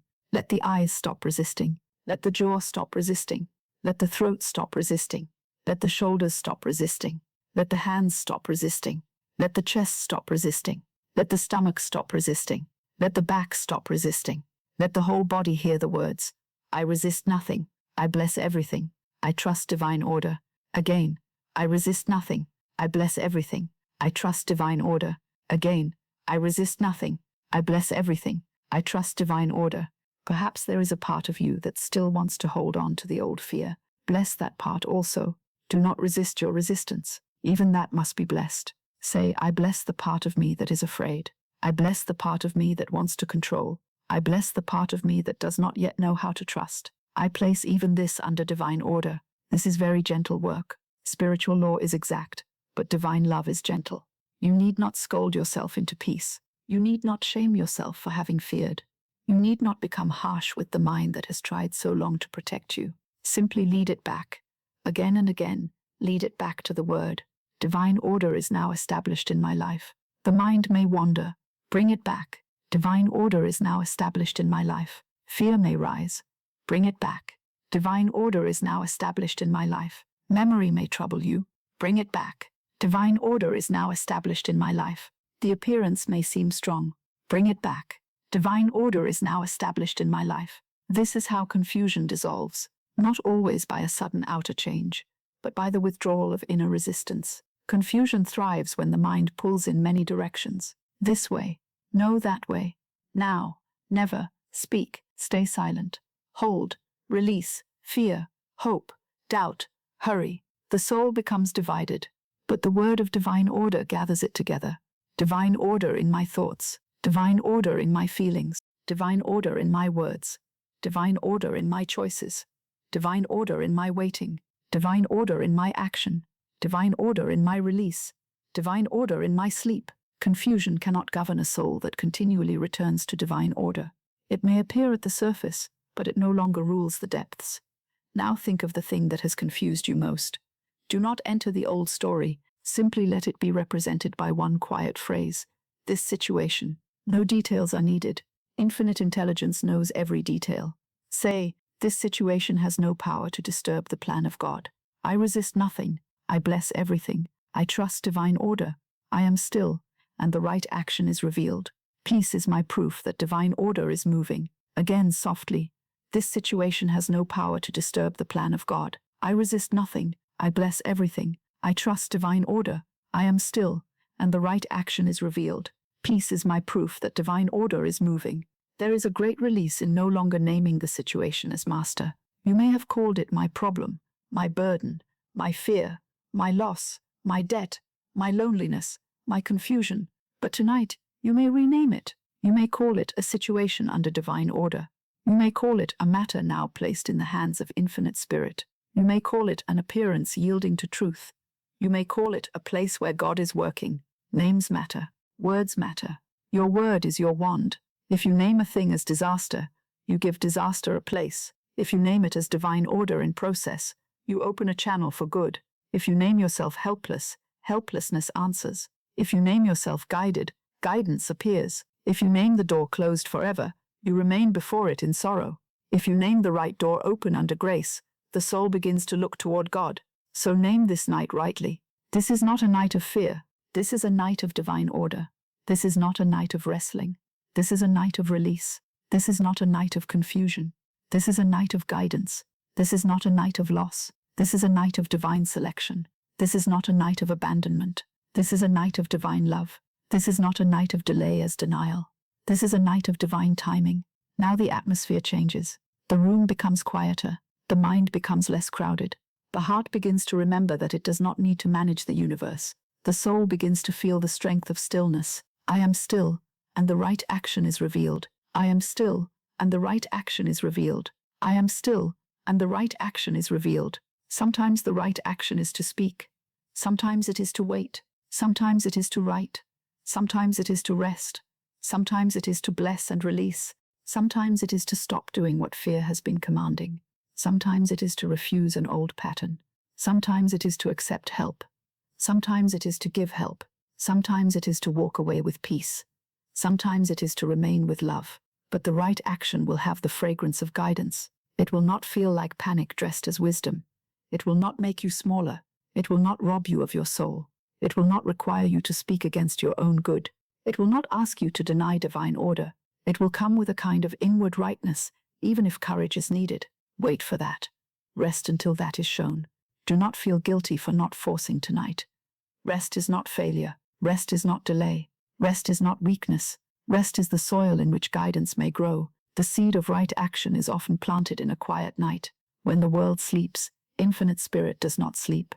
When your hands release, divine order does not release its work. When your thoughts become still, infinite intelligence does not become still in helplessness. It becomes more clearly heard. It becomes more freely active in your consciousness. It arranges without your interference. It brings to light what fear could not see. This is the secret strength of non-resistance. It allows God to be God. It allows the soul to stop pretending it must be the entire source of wisdom, supply, love, timing, and correction. Say, I allow God to be God in this situation.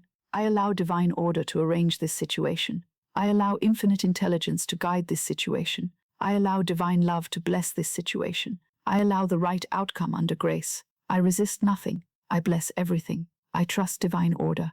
There may be a tenderness in the heart now, a softness, perhaps even a little sorrow, as the old resistance loosens.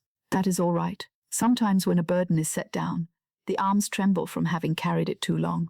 Sometimes when the mind stops fighting, one feels the weariness that was hidden beneath the fight. Let it be. Bless that also. Say, I bless my weariness. I bless my effort. I bless my old fear. I bless my desire to control. I bless my longing for peace. I place all of it under divine order. Nothing in you is outside the reach of infinite spirit. Even the part that resists can be blessed. Even the part that fears can be comforted. Even the part that doubts can be led. Even the part that is tired can be held. There is no need to divide yourself against yourself tonight. Non-resistance begins within. Do not resist your own humanity with harshness. Bring it into divine love. Let the frightened child in the heart be spoken to kindly. Let the tired mind be told, you may rest. God knows the way. Let the body be told, you are safe in this moment. Let the soul be told, you are not alone. Now, once more, bring the central situation to the edge of awareness.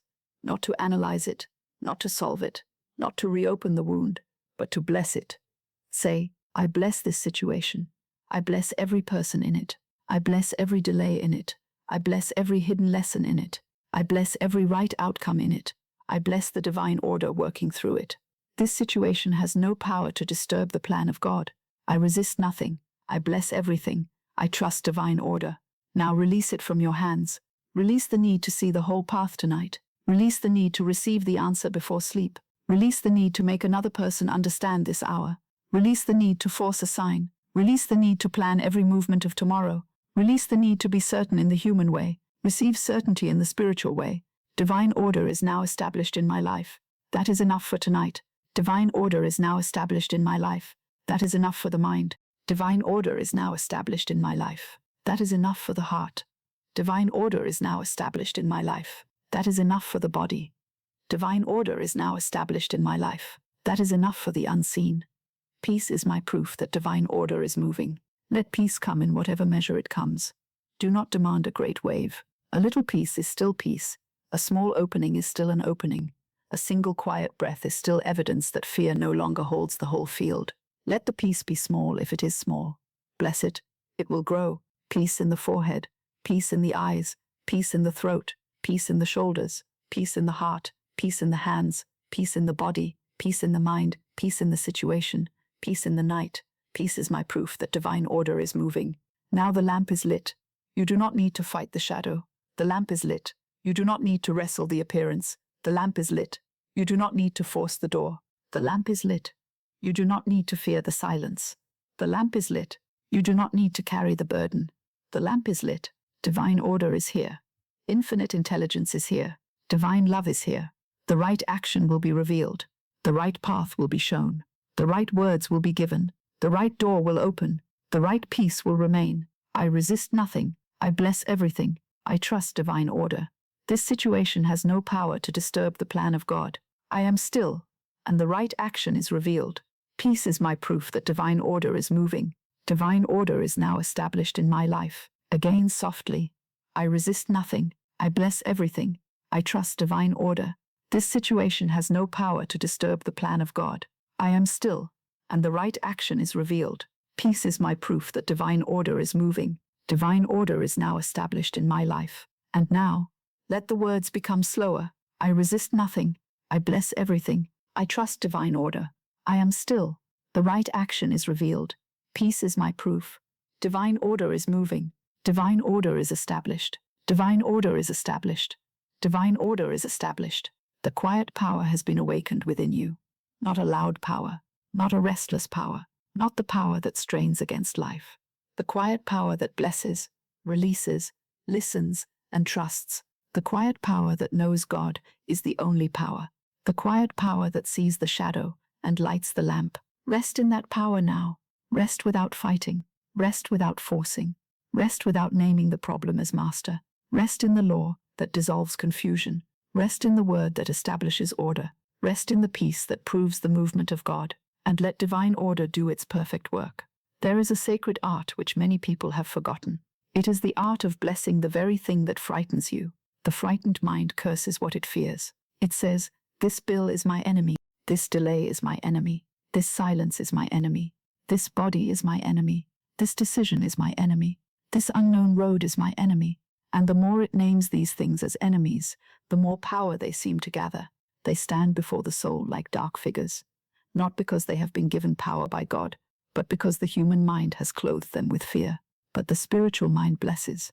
It does not bless evil as evil. It does not call confusion desirable. It does not pretend that fear is pleasant.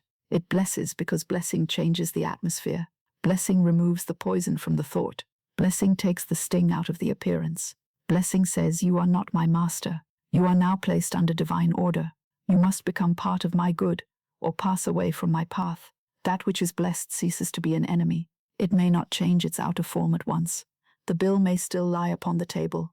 The letter may still be unanswered. The decision may still be before you. The body may still ask for care. The silence may still feel quiet. But something has changed in you. You are no longer meeting the condition with dread. You are meeting it with divine authority. You have taken your word, your wand, and touched the fearful thing with blessing.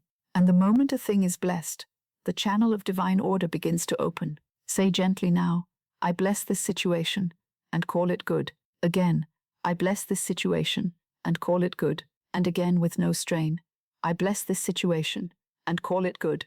This does not mean that the appearance itself is good in the way fear describes it. It means that God can bring good out of it. It means that divine order can use it, transform it, dissolve it, redirect it, heal it, or replace it with something higher. It means you refuse to give the situation the final word. You give the final word to Infinite Spirit. There is a great difference between saying, "This difficulty is good," and saying, "God is good, and God is working here." The first may feel impossible to the human heart. The second is spiritual truth. God is working here. Divine order is working here. Infinite intelligence is not absent from the place where you feel afraid. So bless it. Bless the thing that has frightened you. Bless the bill. Bless the delay. Bless the silence. Bless the decision. Bless the unknown road. Bless the body. Bless the conversation. Bless the person. Bless the opportunity. Bless the unanswered question. Bless the night itself. For the blessing is not submission to fear. The blessing is command over fear. It is the word of God spoken over the appearance. I bless this situation and call it good. Now, let us begin with the bill, or the financial matter, or the sum that has seemed to trouble the mind. Many people fear bills because they see them as signs of lack. But a bill, spiritually understood, is evidence of circulation. It shows that something has been received, some service given, some shelter provided, some need met, some movement of life taking place. The fearful mind sees only demand. The blessed mind sees circulation, supply, and the opportunity for divine order to act. If a bill has frightened you, do not curse it tonight. Do not say, "This is too much." Do not say, "I cannot meet it." Do not say, "There is no way." Do not speak poverty over it, and then wonder why the heart grows heavy. Bless it. Say, "I bless this bill, and see it paid in divine order." Again, "I bless this bill, and see it paid in divine order." And again, "I bless this bill, and see it paid in divine order." Let the words pass over every obligation, every amount, every account, every need that has pressed upon your thoughts. Bless the paper, bless the number, bless the hands that will receive the payment, bless the channel through which supply will come. Bless the wisdom that guides your affairs. Bless the circulation of money in your life. Bless what has gone out. Bless what is coming in. Bless every visible and invisible means by which divine supply expresses. Say, "God is my unfailing supply." Every obligation is met under grace. Every channel opens in divine order. I bless this bill, and see it paid in divine order. You need not know tonight how every detail will arrange itself. Infinite intelligence knows the way. You need not tremble before numbers. No number is greater than God. You need not lie awake rehearsing lack. Speak supply. Bless the matter. Follow right guidance when it comes, and sleep in the law that never fails. Now, bless the delay. There are few things that trouble the human heart more than waiting. Waiting for an answer. Waiting for money. Waiting for a decision. Waiting for love. Waiting for healing. Waiting for a door. Waiting for proof that the prayer has been heard. The mind looks at delay and names it denial. It says, "Nothing is happening," but faith knows better.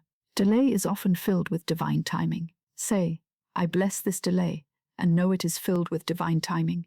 Again, "I bless this delay, and know it is filled with divine timing." And again, more softly, "I bless this delay, and know it is filled with divine timing."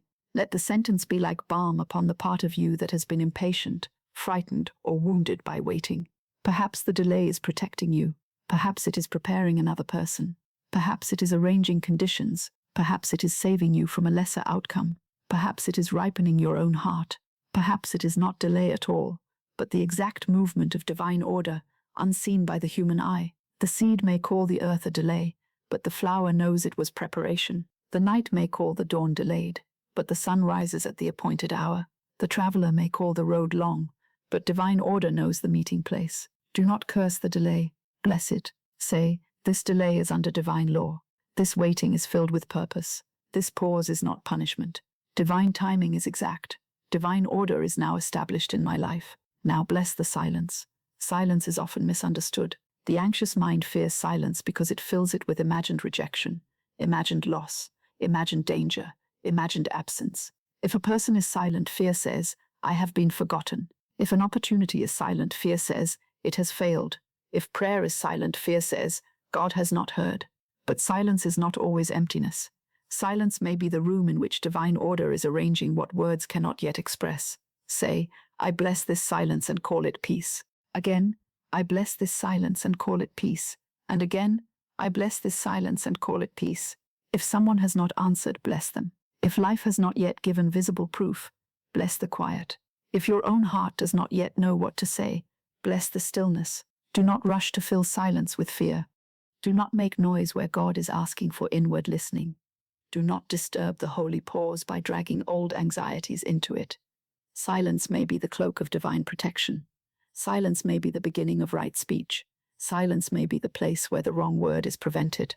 Silence may be the temple where intuition is heard. Say, this silence is filled with divine order. This silence is filled with divine guidance. I bless this silence and call it peace. Divine order is now established in my life. Now bless the decision. Perhaps there is something you must decide, or something you think you must decide. The mind runs from one side to the other, asking, should I? Should I not? Is this right? Is this wrong? What if I choose badly? What if I wait too long? What if I speak? What if I remain silent? The frightened mind makes a whip of decision. It drives the soul until there is no peace. But divine guidance is not a whip. It is a light. It is often quiet. It is often simple. It does not always give the whole road. It gives the next step at the appointed time. So bless the decision. Say, I bless this decision, and place it under divine guidance. Again, I bless this decision, and place it under divine guidance. And again, I bless this decision, and place it under divine guidance. You do not have to decide from fear tonight. You do not have to force clarity before sleep. You do not have to punish yourself, because you do not yet know. If the answer has not come in peace, wait upon peace. If action is required, the right action will be revealed. If a word is required, the right word will be given. If release is required, the strength to release will come. If acceptance is required, the calm to accept will come. Say, infinite intelligence knows the way. The right decision is revealed in divine timing. I do not act from fear. I am still, and the right action is revealed. Divine order is now established in my decisions. Now bless the unknown road. The unknown frightens the personality because it cannot control what it cannot see. It wants maps before trust, proof before peace, signs before surrender. It says, show me every step, and then I will rest. But the spiritual life often gives the next stone across the river, only when the foot is ready to step. It is mercy that we are not shown everything at once. The soul is guided by degrees, and each degree contains enough light for obedience. Say, I bless the unknown, for infinite intelligence knows the way. Again, I bless the unknown, for infinite intelligence knows the way. And again, I bless the unknown, for infinite intelligence knows the way. The unknown is not empty. It is not hostile. It is not outside God. The unknown is only unknown to the human mind.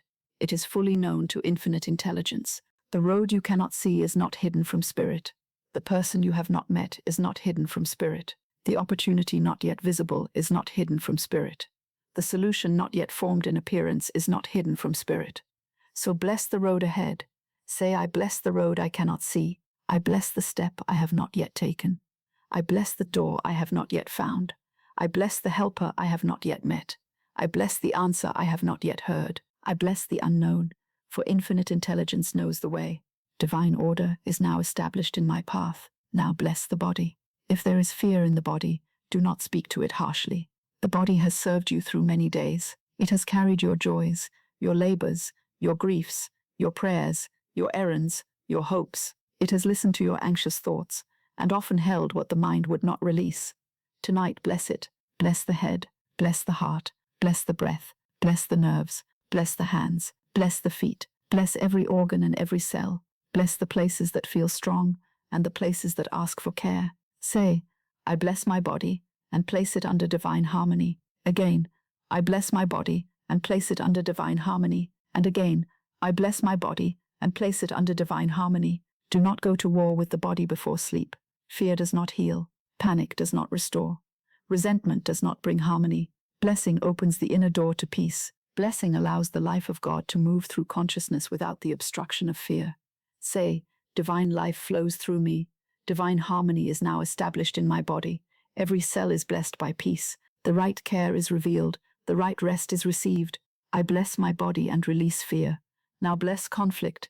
If there has been conflict with another person or conflict within yourself, bless it. This does not mean you call harshness good. It means you place the whole matter under divine love. It means you refuse to keep the fire alive by feeding it with anger through the night.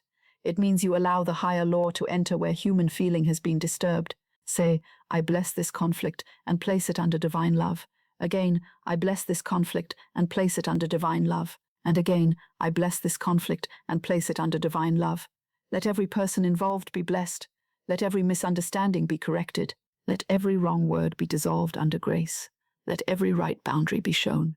Let every soul be released from fear. Let justice, mercy, wisdom, and peace take their right places. If you are to speak, the right words will be given. If you are to remain silent, the silence will be protected. If you are to forgive, the grace will come. If you are to walk away, the path will be made plain.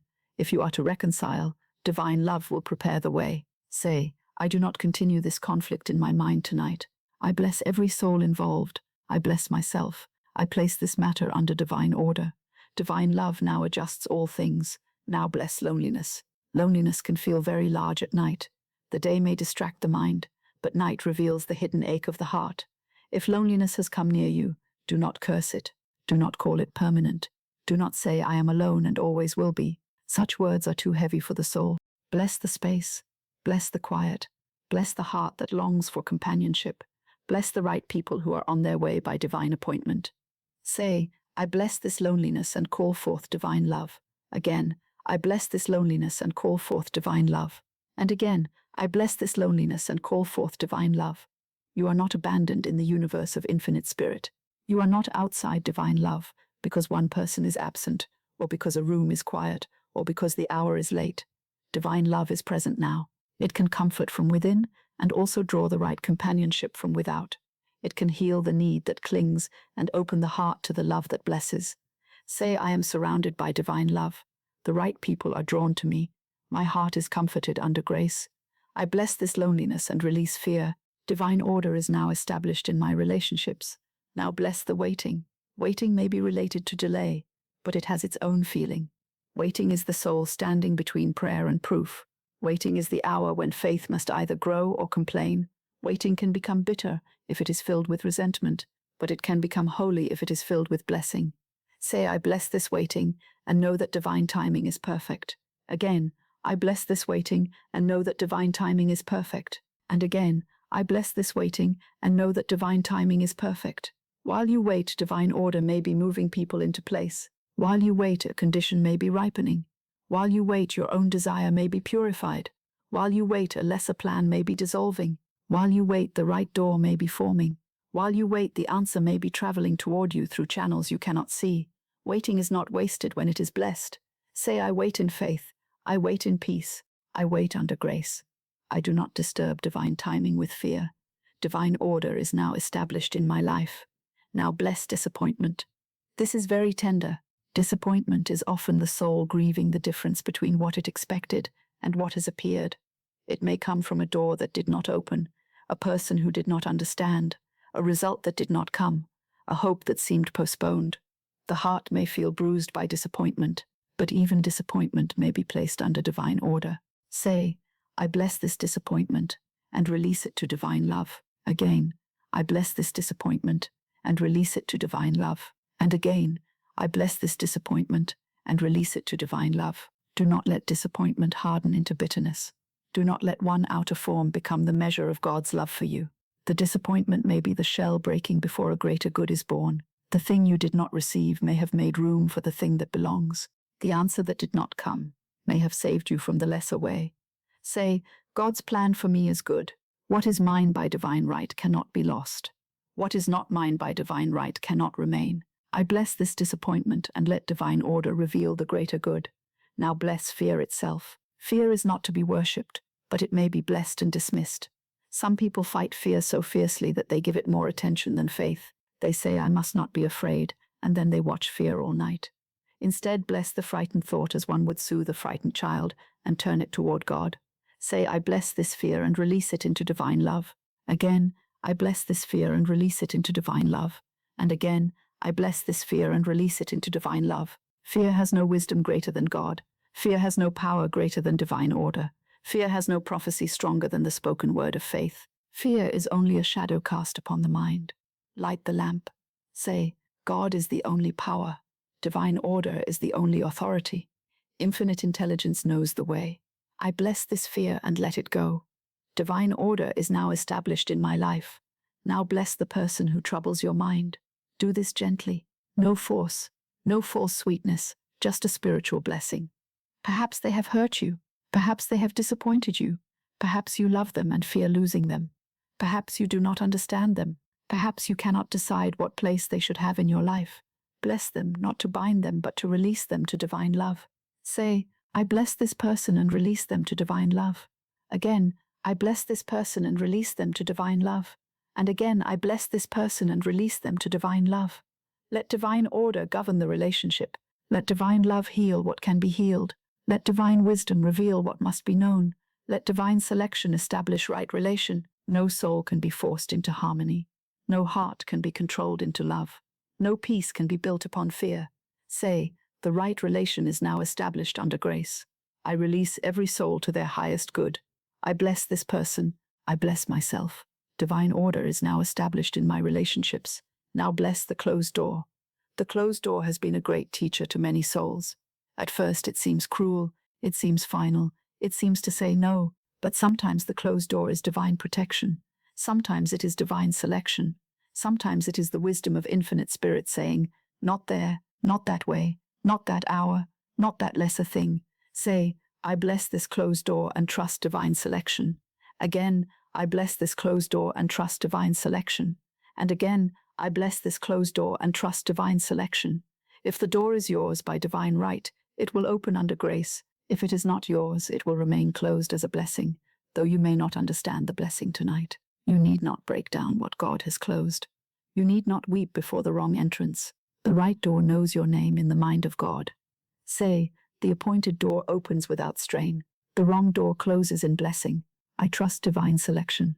Divine order is now established in my opportunities. Now bless the open door as well. Sometimes people fear an open door because it asks them to move. They fear change. They fear responsibility. They fear leaving the familiar. But if a door opens in divine order, it carries grace for the step. Bless the open door. Bless the courage to walk through it. Bless the guidance that goes before you. Say, I bless the open door and walk through it under grace. I bless the new beginning. I bless the right opportunity. I bless the courage given to me. Divine order is now established in my path. Now let us gather all these blessings into one gentle stream. I bless this situation and call it good. I bless this bill and see it paid in divine order. I bless this delay and know it is filled with divine timing. I bless this silence and call it peace. I bless this decision and place it under divine guidance. I bless the unknown, for infinite intelligence knows the way. I bless my body and place it under divine harmony. I bless this conflict and place it under divine love. I bless this loneliness and call forth divine love. I bless this waiting and know that divine timing is perfect. I bless this disappointment and release it to divine love. I bless this fear and let it go. I bless this person and release them to divine love. I bless this closed door and trust divine selection. I bless this open door and walk through it under grace. Divine order is now established in my life. Again, more softly. I bless this situation and call it good. I bless this bill and see it paid in divine order. I bless this delay and know it is filled with divine timing. I bless this silence and call it peace. I bless this decision and place it under divine guidance. I bless the unknown, for infinite intelligence knows the way. Divine order is now established in my life. Do you feel how the relationship to the problem begins to change? The thing is no longer standing over you as master. It is being brought under the blessing. It is being placed beneath the law of God. It is being removed from the kingdom of fear and placed in the kingdom of divine order. This is a sacred change. You may not yet see the outer result, but the inner atmosphere has shifted. That is where transformation begins. Before the road changes outwardly, the soul's relation to the road changes inwardly. Before the burden lifts visibly, it loosens in consciousness. Before the channel opens, fear begins to release the channel. Before the person changes, your bondage to their changing begins to dissolve. Before the answer appears, peace arrives, and peace is often the first proof. Say, I bless everything I have feared. I bless everything I have resisted. I bless everything I have misunderstood. I bless everything I have tried to control. I bless everything I now release. Divine order is now established in my life. Now, very gently, let each area of life receive the blessing. I bless my mind. I bless my home. I bless my work. I bless my finances. I bless my relationships. I bless my body. I bless my decisions. I bless my past. I bless my present. I bless my future. I bless the unknown. I bless the seen. I bless the unseen. I bless what has come. I bless what has gone. I bless what is coming by divine order. The act of blessing does not make you weak. It makes you free. For while you curse a thing, you remain tied to it by fear. While you bless it, you place it in God's hands. While you fight it in consciousness, you keep meeting it as an enemy. While you bless it, you allow it to become a servant of divine good or to disappear from your path. Blessing is release. Blessing is authority. Blessing is alignment. Blessing is the soul saying, I will not be governed by fear. I will govern my word, and your word is your wand. With your word tonight, bless the road before you. With your word tonight, bless the matter behind you. With your word tonight, bless the thing that has frightened you. With your word tonight, bless the person, the bill, the delay, the silence, the decision, the unknown road. And after blessing, release. Do not bless and then take it back with fear. Do not bless and then spend the night rehearsing the old story. Do not bless and then ask every few moments whether the blessing has worked. Blessing is an act of faith. It is a seed. Let it remain in the dark soil of the night. Say, I have blessed it. I have released it. I have placed it under divine order. I do not take it back with fear. Again, I have blessed it. I have released it. I have placed it under divine order. I do not take it back with fear. Now the night grows kinder. The thing that frightened you is no longer allowed to stand outside the law of good. It has been blessed. It has been named as a place where God is working. It has been touched by the wand of the spoken word. It has been given to infinite intelligence. Let the body rest in that. Let the mind rest in that. Let the heart rest in that. The bill is blessed. The delay is blessed. The delay is blessed. The silence is blessed. The decision is blessed. The unknown is blessed. The body is blessed. The relationship is blessed. The road is blessed. The night is blessed. And because it is blessed, it is no longer your enemy. It is under divine order now. Divine order is now established in this situation. Divine order is now established in my life. Divine order is now established in all that concerns me. Sleep in the blessing. Sleep in the release. Sleep in the knowledge that what has been blessed is already being rearranged by a power greater than fear. I bless this situation and call it good. I bless this night and call it holy. I bless tomorrow and call it guided. I bless my life and call it under grace. Divine order is now established in my life. And now, dear one, if you have remained with these words until this quiet hour, let your heart receive a blessing. You have done more than listen. You have laid down a portion of the burden. You have allowed the mind to turn away from fear and toward divine order. You have given the night a better word than worry. You have let infinite spirit enter the places where the human mind had grown tired from trying to arrange, repair, persuade, calculate, and understand. And this is no small thing. There are moments in life when the greatest act of faith is not a grand gesture, not a public victory, not a visible sign, but the simple willingness to stop fighting in the dark, to lie still, to bless what frightens you, to speak the right word, to cast the burden, to trust that there is a power within and around you that knows the way, even when the outer road is hidden. If these words found you at the right hour, return to them whenever your faith needs rest. Return when the mind is crowded. Return when the heart is tired. Return when money feels uncertain. Return when love feels distant. Return when the door seems closed. Return when the answer has not yet appeared.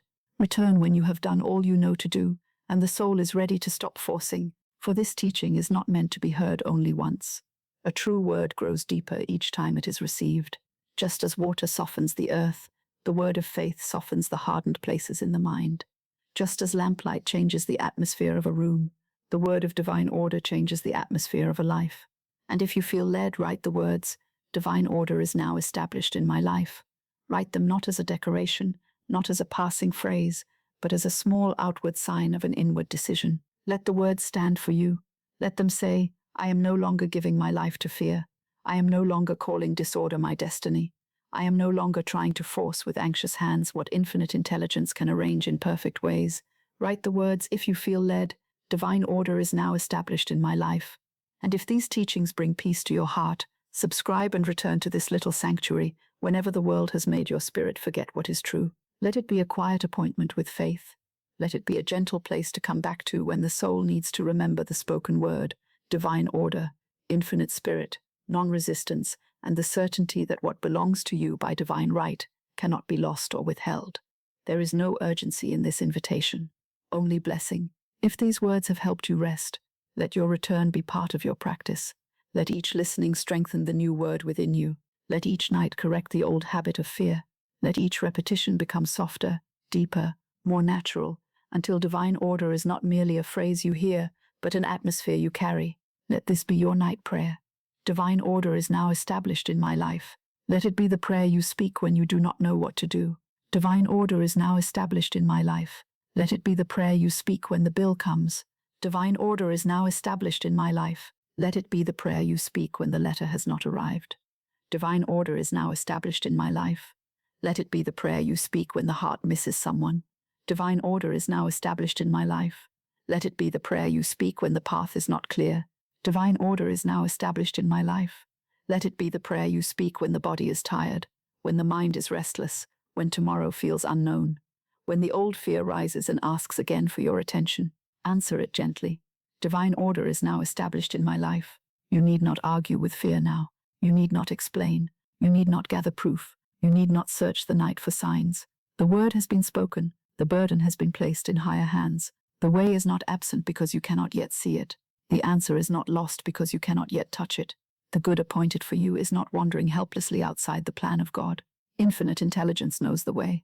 Infinite spirit knows the hour. Divine love knows the right people. Divine supply knows the right channels. Divine order knows the right arrangement.